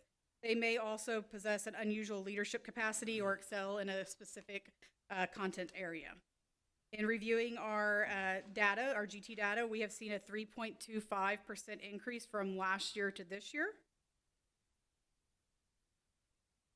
We have updated our GT handbook this year with new guidance from TEA. Bernie ISD, we screen every kindergarten student, and those that score at a specific level are further identified for additional screening. We also will continue to screen our dual credit or our dual language students in 2nd grade with the directions being read to them in Spanish. At our elementary campuses, GT students are serviced through our certified gifted and talented teachers in their core content areas and through our GATE pull-out program. We have 6 GATE teachers that service 8 elementary campuses. Pull-out program begins in 1st grade and continues through 5th grade. At our secondary campuses, our GT students are serviced through advanced classes and extracurricular activities. I am currently working on an audit of our GT teachers to make sure they have the required professional development hours. Bernie ISD is part of the Region 20 co-op, so if our students are, or if our teachers are lacking any hours, they can obtain those free of charge to them. Questions?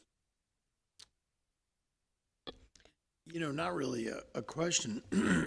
Excuse me, just a comment. I mean, our high school enrollments, we're up about 3% over last year. And it seems that whether it's the number enrolled in advanced courses or the number of AP students, the number of exams taken, the passing rate, I mean, it well exceeds our enrollment growth. I mean, by multiples of 3, 4, 5 times. That's pretty impressive. What do you think the reason is for that? I think that we have a great deal of community support, which helps drive our advanced academic programs. Bringing on board our 2 P-Tech programs have really increased our enrollment in those advanced classes as well, and I think we'll continue to do so. Offering our students the opportunities to start that college readiness testing in 8th grade, I think helps break down barriers for some students that might be afraid or intimidated to even begin the process. And a few years ago, I can't remember the exact year, Ms. Flores would probably be able to tell us, we brought on UT On-Ramps, which is a great program for our students that might be bubble students who are a little bit intimidated by taking a dual credit class, and just being able to communicate that to them and explain the benefits, I think has been a great contributing factor to that. And I think that we will continue to do that as we start, you know, increasing that communication and providing wraparound services. That's good, because success definitely begets success. I have a quick question about the TSI testing. It's optional. Does that just mean like you run it by the students, and if they want to take it, they do, or do you run it by parents and let them opt in, or how does that process work? So for 8th graders, all of our students take the essay and the English portion, the reading and the writing. In high school, we post that and we send it out through the campus newsletters, upcoming dates.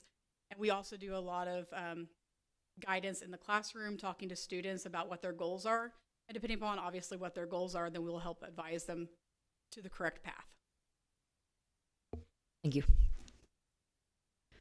I would just like to thank you on a couple of things. One, you know, to piggyback off Courtney, just giving the students so many different opportunities to take the TSI.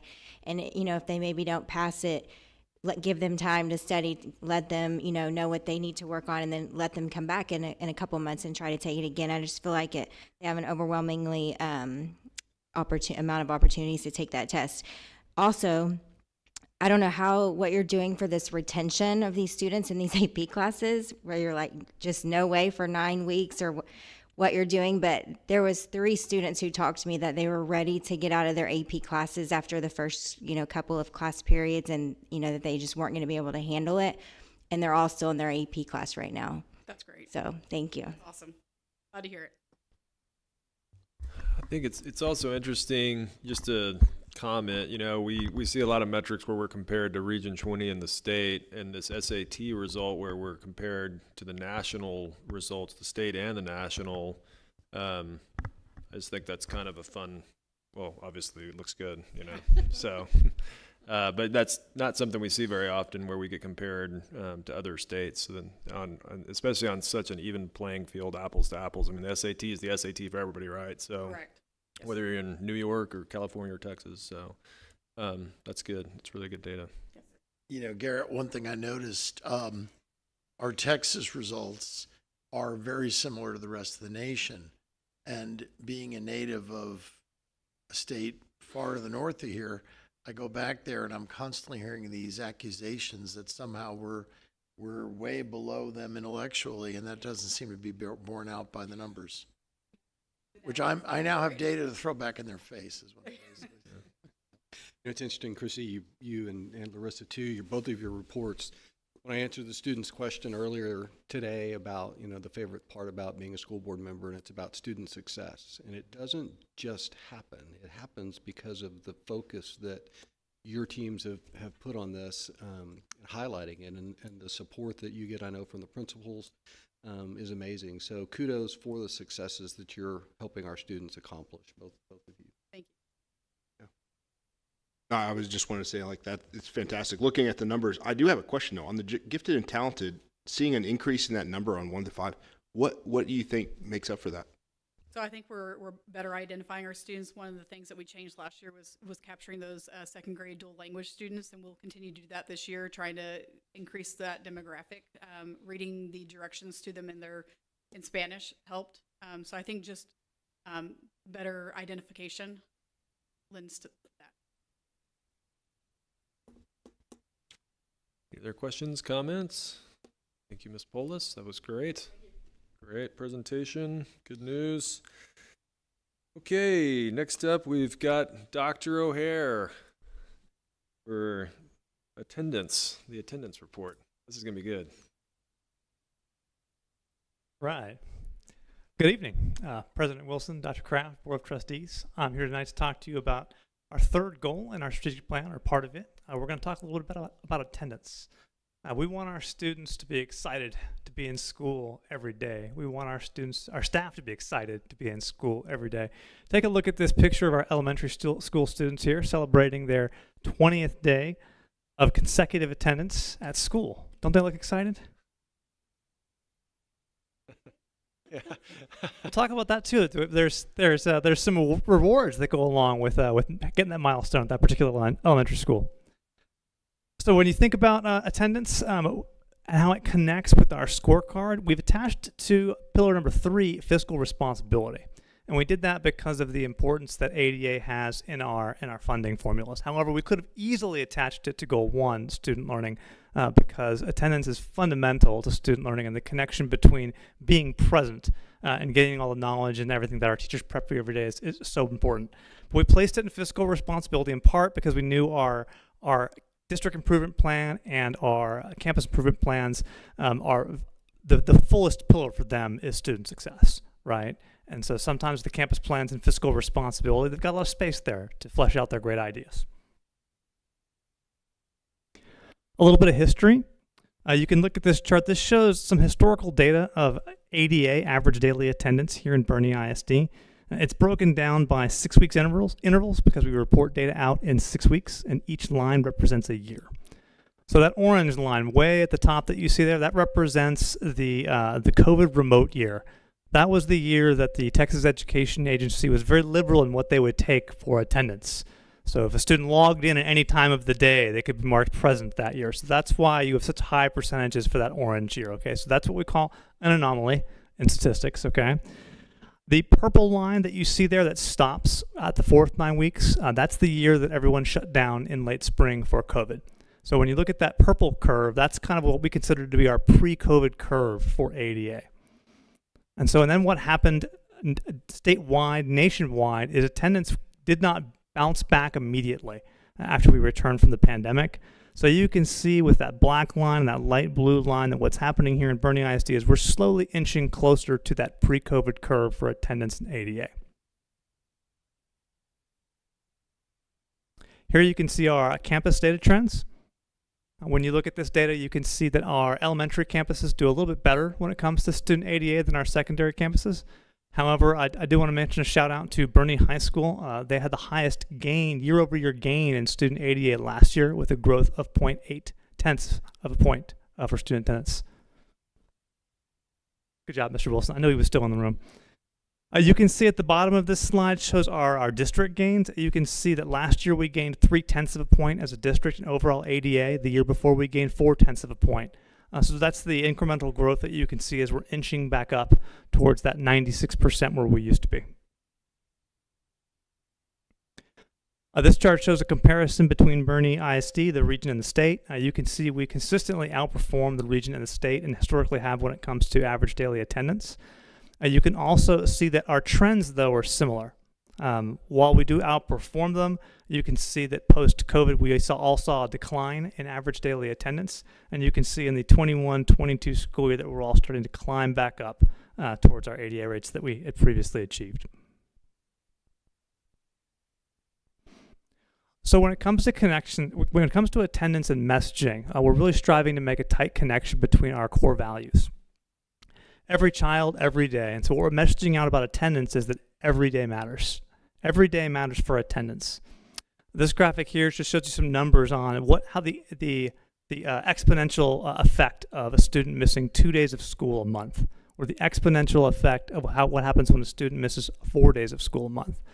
When our campuses are communicating out and having conversations with students and their parents about attendance, we encourage them to have conversations about the learning that's going on in the classroom and the learning that might be missed when they're out and how pivotal it is for us to see their kids and support their kids every day.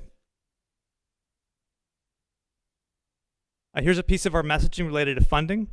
We put out information about how a 1% gain in attendance, what it will do for dollars in terms of ADA per day, per month, and per year.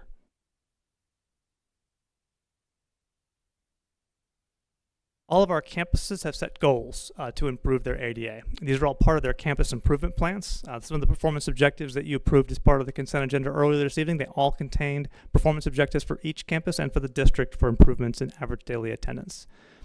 What you'll see here is that each campus has a goal that's set to improve either somewhere between 0.5 and 1% on their ADA over last year. And so if we do that as a district, then we'll improve 0.5 to 1% as a district on our ADA over last year. And if we do that, our students will be more present in the classroom. We'll have better student achievement outcomes from Ms. Flores' presentations, and we'll have better budgetary outcomes for Mr. Scott's budget presentations. Our campus goals are centered around two main pillars for their strategies. I've required them all. We're all working really hard to have attendance incentives for students. So how can we get kids excited about coming to school, right? These incentives can be done by class. They can be done by grade level. Some campuses are also doing individual attendance incentives. You see some examples here where students are getting extra recess time, where students are getting class trophies for attendance. Bernie High School has it's the little things that matter, right? They're giving out Tootsie Rolls to kids that have so many consecutive days of attendance because they're on a roll, right? For perfect attendance. It's the little things. Van Rob has created this kind of keychain system where the kids get these little different kind of decorative things to stick on their keychain that cost I think 13 cents a piece, she was telling me. But the kids love them because they can collect them, right? It's just something to get them excited, something to recognize and celebrate their success in coming to school, and help us make those connections. In addition to the incentive, what really helps keep our kids here is the relationship they build with our staff, the relationship they build with each other. And so all these things help them stay excited about school, and they're all essential parts of all of the campus's plans to improve their goals. At the high school level, we also have historical things that have helped us out. Like when you can think about our exam exemption policy for high schools is an example of an attendance incentive. We're really working at looking at how we benchmark and measure those, because back in the olden times, our historical way of doing an attendance incentive was the end of year perfect attendance award. What we know about incentives is they're more valuable if they're more immediate and if they're achievable by everybody. So we're still looking at perfect attendance in some places, but looking at things like 20 consecutive days of attendance, or 10 consecutive days of attendance, or a class that achieves a 96% rate for the week. These are achievable benchmarks for students that can be immediately rewarded and can give everyone a chance to start over and start fresh and work towards that reward next cycle. In addition to having attendance incentives as part of their plan, all of the campuses have a progress monitoring plan for addressing chronic absenteeism for students. You can see here on the slide how chronic absenteeism is defined. It's when students are chronically absent if they miss at least 10% of the days in a school year. So all of our campuses build lists of students that are persistently absent. They're asked to monitor those lists with their campus leadership team weekly to look at that list of kids and track the absences they accrue. By statute, we're required to send out and notify a parent if a student misses 4 absences every 3-week period. So that's an automated message for us that goes out in our student data management system. Every time that happens, it automatically triggers. But we've also introduced a human element to our progress monitoring and communication. So when students get to 6 absences and 10 absences, they're getting a phone call from a campus staff member, a counselor, or administrator who can talk to them about their needs, why they're absent, how much we want them in school, and some of the things we can do to help them out. When they get towards that point where they're near the persistently absent threshold, we'll put a student on an attendance contract. We'll sit down and meet with them individually or with a small committee of teachers that work with them as staff members and put supports in place and rewards in place specific to them to help them come to school and get their attendance back on track. We work on attendance appeal for credit at the secondary level. If you take a high school credit-bearing course, we have what's called the 90% rule. You have to be present for 90% of the days, or you can risk losing credit unless you do something to make up the time and the instructions that you've lost out on. So our campuses are now starting that at the end of the first 9 weeks instead of waiting until the end of the year, so they can do provide meaningful learning opportunities for students while they're appealing for their credit. And last, we're doing truancy court as a last resort. If all of our efforts fail, we are availing ourselves of our partnerships with Kendall County, the Justices of the Peace, and the City of Fair Oaks.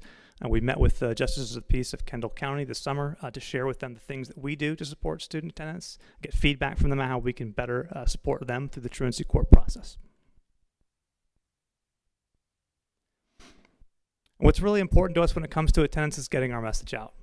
Working to tell our parents how important student attendance is. It's not like when I went to kindergarten and it was all sandbox and smiles, right? Students are learning to read in kindergarten. All those things about letter awareness that Ms. Flores was talking about earlier, right, are super important. So we're encouraging our teachers to tell and preview in their weekly newsletters about the learning that's coming up that week. We're encouraging our campuses to highlight information about attendance, how the school is doing that week, how the school is doing that month, to highlight their goals and make them out there in front of all their parents. We're using multiple mediums. We're using our social media, our district websites, both the campus and the district level, and our individual teacher communications. And you can see some examples of those here on the slide. The district supports that messaging, that everyday matters messaging that goes out. We put little promos and flyers and things that we send out to the campuses to say periodically, to say, hey, share this with your community. And so that's one of the ways that we support them. Just this month, we made them all posters that they could post in their front offices where they could put their attendance goal and what their attendance percentage was for Monday, Tuesday, Wednesday, so parents could see it when they come in our front office. All right. At this time, I'll take any questions or open up for discussion on attendance. Anybody got any questions, discussion? No, just I'm really glad we're focusing on this. I think it's a good thing. COVID was a disaster educationally for this nation. We emerged out of it much stronger than the typical district, but I think that's because we opened up earlier and we made that a priority. And those districts in the San Antonio region that stayed closed for months on end are paying the price. And I was at a meeting about 6 months ago, and some were still complaining that they were in the high 80s in terms of attendance. And they used to be at 95, and they're going, well, the state should fund us based on enrollment, not on attendance. And I said to them, I don't agree. I said, I think you need to focus on what you have to do to get your kids in school. You've done it before, you can do it again, because districts like ours that do a better job and have a standard, an expectation, would lose under that scenario. So rather than lowering the standards and the expectations to an unacceptable level, you have to raise those standards. So I appreciate that our district is improving, is trying to improve. So thank you. Question, are excused absences, like if a student has a doctor's appointment or, is sick or whatever, that's technically an absence for ADA, right? I mean, it's excused, but they're not included in the ADA for that day. Is that right? Or It depends. So there's a certain absence. When you look at the attendance accounting handbook that the state puts out, right? There are absences that can be excused for ADA purposes, meaning we still get the ADA. And there is a litany of them. There's lists. For example, if a student goes to work as a poll worker, that absence is excused for attendance purposes if the student brings back the appropriate documentation. If a high school student leaves to get their driver's license and brings back the appropriate documentation, that absence is excused for ADA purposes.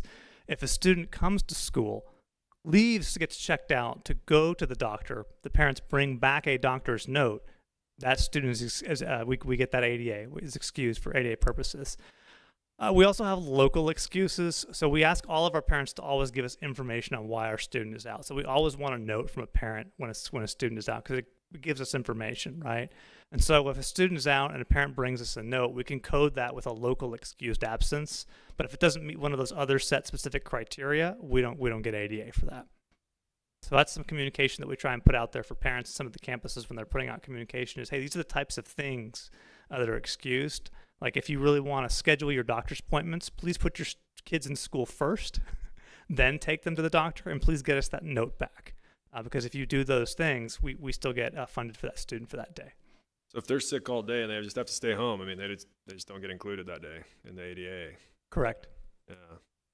Yeah, that's, I appreciate all the work that everybody does on this, because it's, there's probably 1, 2, I don't know how much it is, 1, 2, 3% there that kids are just going to get sick, and it's hard to make up for that. So the fact that we're as high as we are is really great.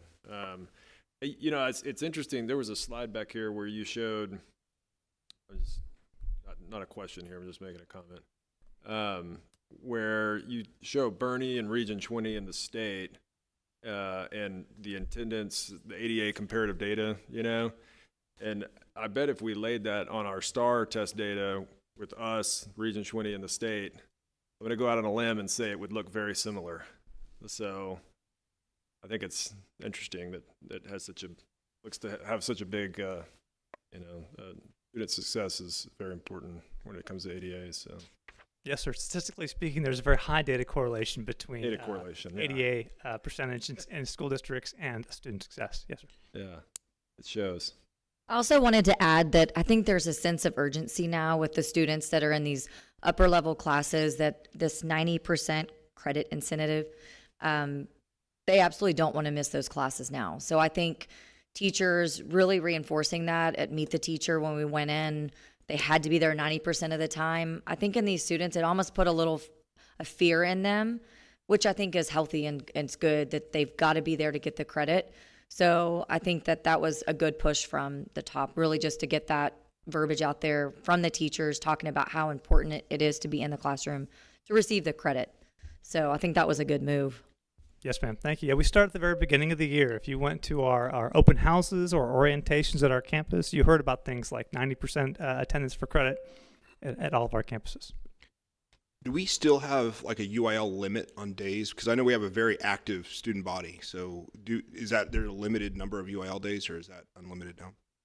I'm not sure what you mean by UIL days. So as far as like a sporting event, band, I know band's about to leave here, and you got a lot of students leaving for that. So on Friday. Individual students are capped at the number of absences they can have in a given week for competition purposes, and so because of that, a student that's involved in multiple activities may have to choose. I'm going to be absent for this one, but not absent for this one. I get Mr. Wilson's newsletter just because I have 3 students at Bernie High School, and I can just tell the emphasis that he's been putting on attendance. It goes at the beginning of every newsletter, and he's sending out progress and charts, and it's parents don't sometimes understand, I didn't, that in secondary there's 2 different times you count attendance instead of just in elementary where there's the 1 time. So there's 4 different classes in secondary, and each one of those classes matters. And I think it's not only important for student success, but also to inform our community that that's a way for us to get funding too to help our teachers. So thank y'all. Yes, ma'am. Any other comments, questions for Dr. O'Hare? No, just, I mean, we always take a dip in the third, is it the third or fourth grading period? Fourth, yeah. Fourth 6 weeks, actually. Yeah, that's, and it's a noticeable drop. But then it comes back in the fifth and sixth. Is there anything, I mean, I know it's like flu time, but is there anything we can do to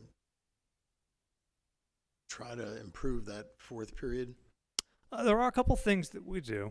We still have the ability to do campus deep cleaning.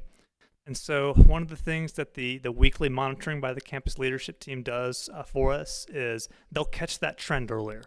So they'll start seeing, oh, I've got 3 days or 4 days in a row where my attendance is not where it needs to be.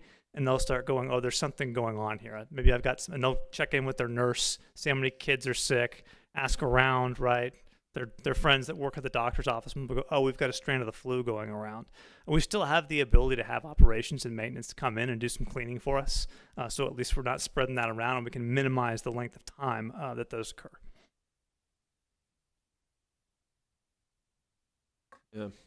Well, we appreciate everything you guys are doing, and at the campus level too. I mean, like Christy said, anybody that's involved with the schools at all sees how much emphasis is put on attendance at the campus level, and that's good. I think we're heading in the right direction, obviously. So, great, thanks a lot. Well, I guess we'll go to the next item here. Mr. Scott, you are up for the business report.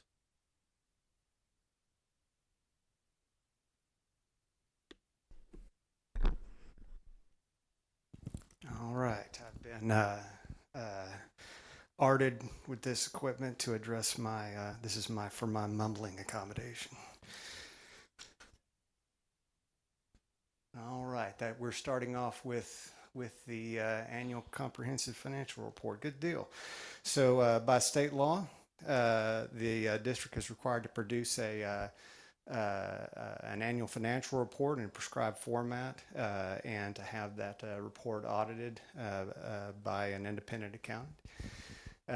For the fourth year in a row, the district has produced an annual comprehensive financial report that has a couple of additional items than just a regular annual financial report, including a transmittal letter and the statistical section. On screen, you see that report. It is hyperlinked by the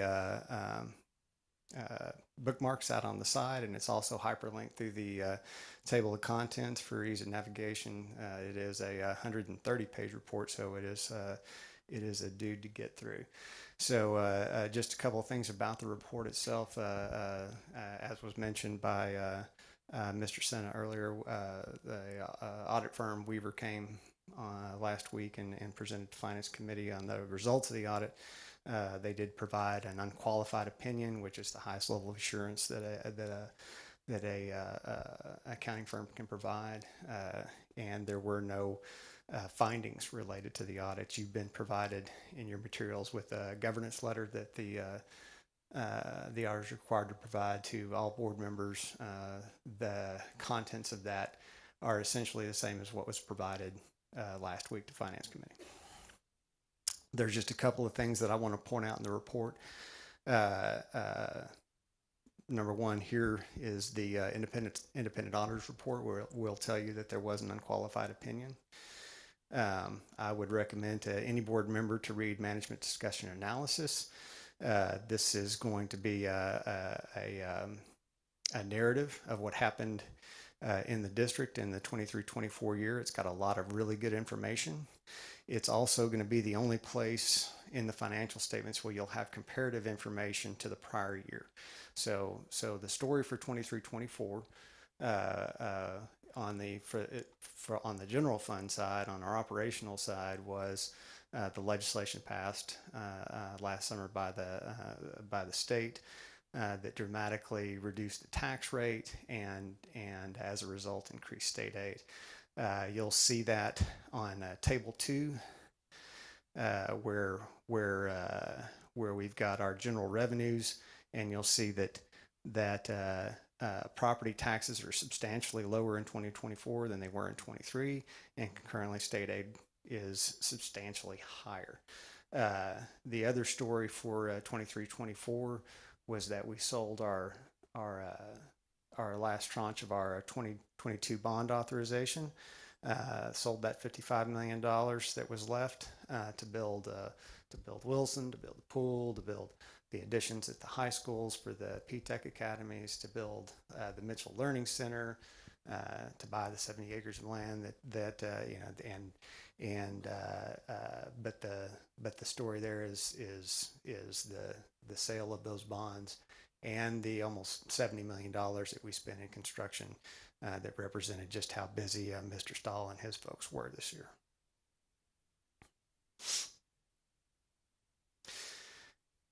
The other thing that I would like to point out, and you can see the story of that here on Schedule C3, where you can see in the Capital Projects Fund the sale of those bonds and that $70 million expenditure that I was talking about.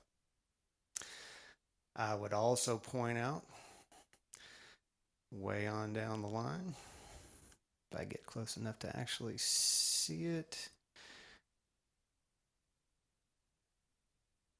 Schedule F1 is going to be our comparison of actual expenditures in the general fund to the original budget and the final amended budget, where it does show, as was noted earlier, that the district did have a small surplus compared to the budgeted deficit that we did have.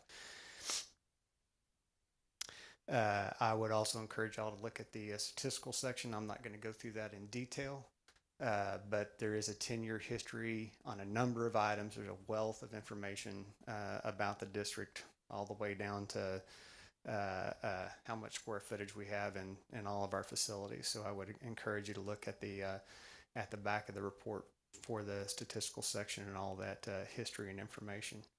And with that, if there are any questions or comments that you would like to make, I would like you to consider approval of the ACFR.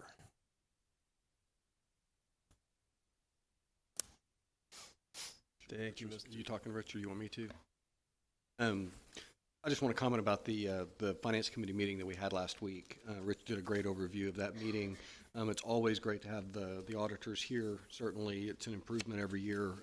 Number of adjustments or journal entries that have to be done, very minimal.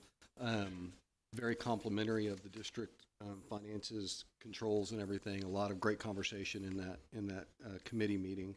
The other thing I think that's really important from our school district standpoint is that your department creates this report. That has not always been the case. We've had the auditors do this in the past, but the reliance that they have and the spot checks that they do give us a lot of confidence in your department and your areas. The accuracy is impeccable. So kudos to your team. Very positive comments, so that everybody knows that in the Finance Committee meeting from the auditors. It's not just a cursory look. They dive deep to check transactions and good. So thank you. Yeah, I was going to echo that. You did a good job of explaining all that, but just no changes. And I think this is the third or fourth year in a row where they've made no changes in our own report, which I think is excellent. So appreciate it. And I mentioned earlier, the state looks for a certain amount of money in a fund balance, and we're slightly above that. So that's we're in a good position. That was not always the case. 15 years ago, we were quite a bit under. And so we really had to work hard over the years to make steady progress. So we've had good financial management. So thank you. President, if there are any other questions, I move to approve the annual comprehensive financial report for the fiscal year ended June 30th, 2024, as presented by the administration. Got a motion and a second. All in favor say aye. Aye. All opposed, same sign. Motion passes. Good deal. I guess I want to say that report will be available on the website, the BernieISD.net, tomorrow on the business page under financial transparency. That in the last 5 years of those reports are available. All right. First, the Financial Integrity Rating System of Texas. By law, the Texas Education Agency uses a number of indicators to grade every school district on a number of financial factors, and every school district is required to have a public hearing to talk about the results of those. So this report will be on the 22-23 fiscal year. This has been done since 1999. There are 21 indicators in all. Not all of them were utilized, and I'll talk about that shortly. There are 10 indicators that simply have a yes/no answer. If you have a no, that's a bad thing and limits your ability to get that letter grade, that A or B letter grade that every school district is shooting for. So here is a listing of all of the yes/no indicators. I'm not going to go through every single one of them.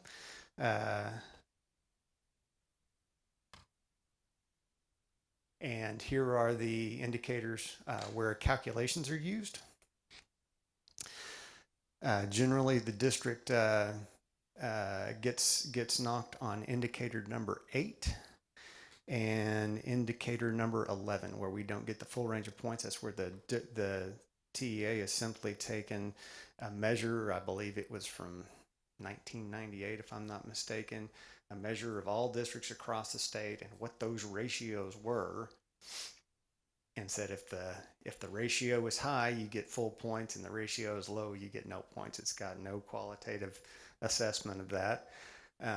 But the district got full points on all of those this year, and so out of an available 100 points, the district got 100 points this year. Yay.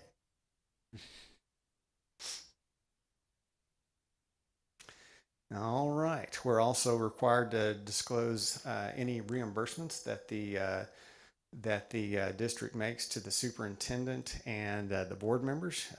You'll notice this is a previous superintendent because in 22-23, Dr. Kraft was not here, and there are 8 board members because there was one that did not run again, and we had a new board member come in. So these are mostly representative of housing accommodations for conferences and education in the course of performing their duties as board members and superintendents. We're also required to disclose any outside compensation for the superintendent. Now, outside of course their job duties, we're required to disclose any gift received by the board members and or the superintendent. We're required to disclose any business transactions between the district and the board, and we're also required to make the superintendent's contract available to the public. For the first 3, there is nothing to disclose, and so I have nothing to show you. And as we have done for a number of years now, the superintendent's contract is available at any point in time on the district website.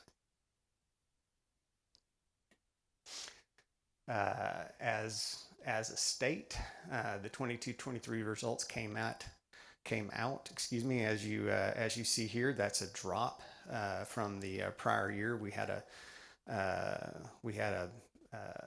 jump last year up into the 90th percentile by those who received an A, but that dropped down back into the mid 80s. And as stated earlier, TA has made it explicitly clear that they want to make it harder and harder to get an A. Wes, what happens to people that get an F? That's a good question. I don't ever intend to find out.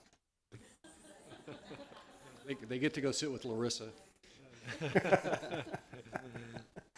I would imagine that would be one more arrow in the quiver for government to take over. But I truly don't know.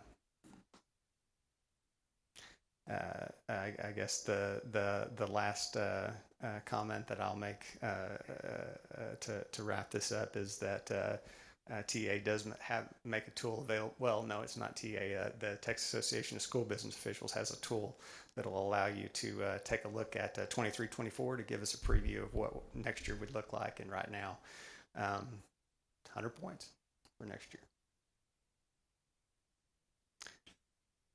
Congratulations, that's Yes, great. congrats. It's really good. All right. Do you introduce the public meeting? I'm brain dead right now. Sure, do we just need to open for public? Yeah. Okay, so let's open it up. The public hearing, the time is 8:40, and at this time we'll take any comment, if anybody would like to make any comments on the first Financial Integrity Rating System of Texas report. Okay, nobody stepping up to the mic. We'll close the hearing at 8:41 and move to the next item on the agenda. All right. You've been provided the results of operations for the period ending September 30th, 2004.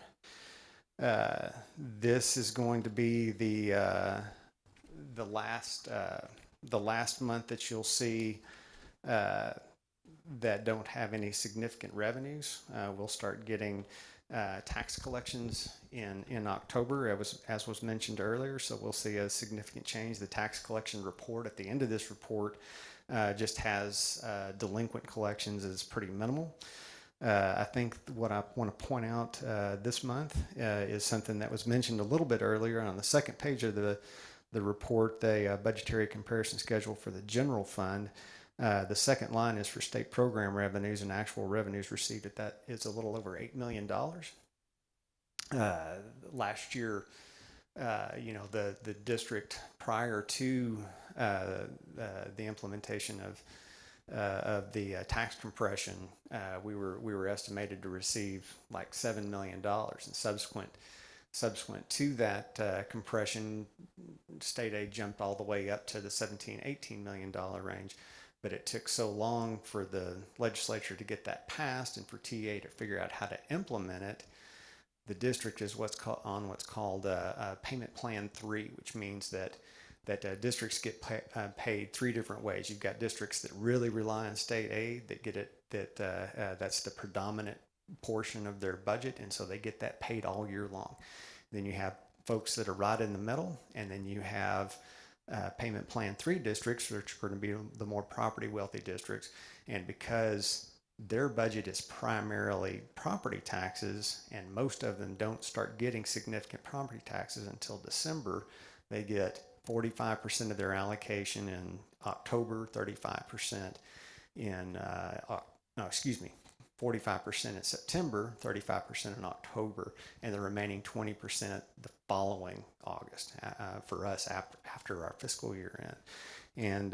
And so it was good to see, this year that we got 45% of what the what TA is currently allocating to us of about 19 million. We're actually earning 21 million, but they're paying. It's close enough. They paid us 45% off the bat of the 19 million, and we're happy about that, instead of paying us 45% of 7 million when we'd earned substantially more than that, and we didn't get the balance of that until August of 24. I don't think that I had the child nutrition fund is still running at a deficit. You'll see that on the third page of the budgetary comparison schedule. The primary reason that you see that deficit at this point in time, that for one, it's fairly common at this point in the year. since you've had expenditures in July and August without any incoming revenues. But we also made, the Child Nutrition Fund also made investment in point of sale software over the summer, and so that drives that up a little bit. I'll just say, in my personal opinion, that was very worthwhile investment. The data that we're getting from that point of sale software is robust and much better than we were getting before.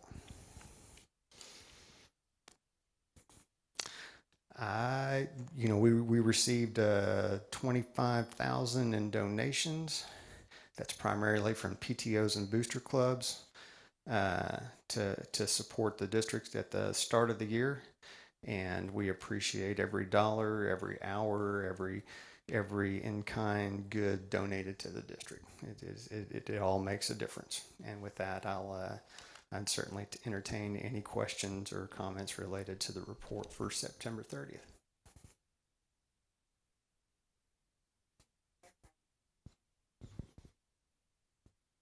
Mike's not working very good today. Just to clarify, so when you say the 25,000 from PTOs and boosters, that's coming from the outside entities to BISD to help partner or build something or work with us on some projects? Absolutely. Okay. Absolutely. We collect all that information and record it, even if it's even if they donated a specific item, we'd find out the dollar value of that item and put it on that listing. That listing has who donated it and why they donated at the bottom of that page.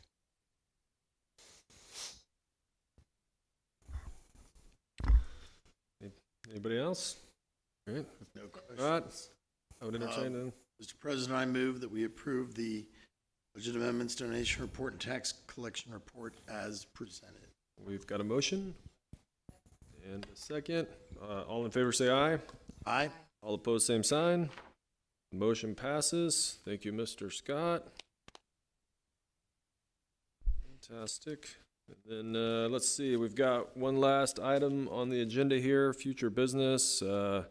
Tentatively, we got PK Early Childhood Report, Middle School Reading Diagnostic Report, and Appraisal District's Board of Directors vote or appointment. So look forward to that. With that, I would entertain a motion to adjourn. Move we adjourn. Second? All right. All in favor say aye. Aye. All opposed, same sign.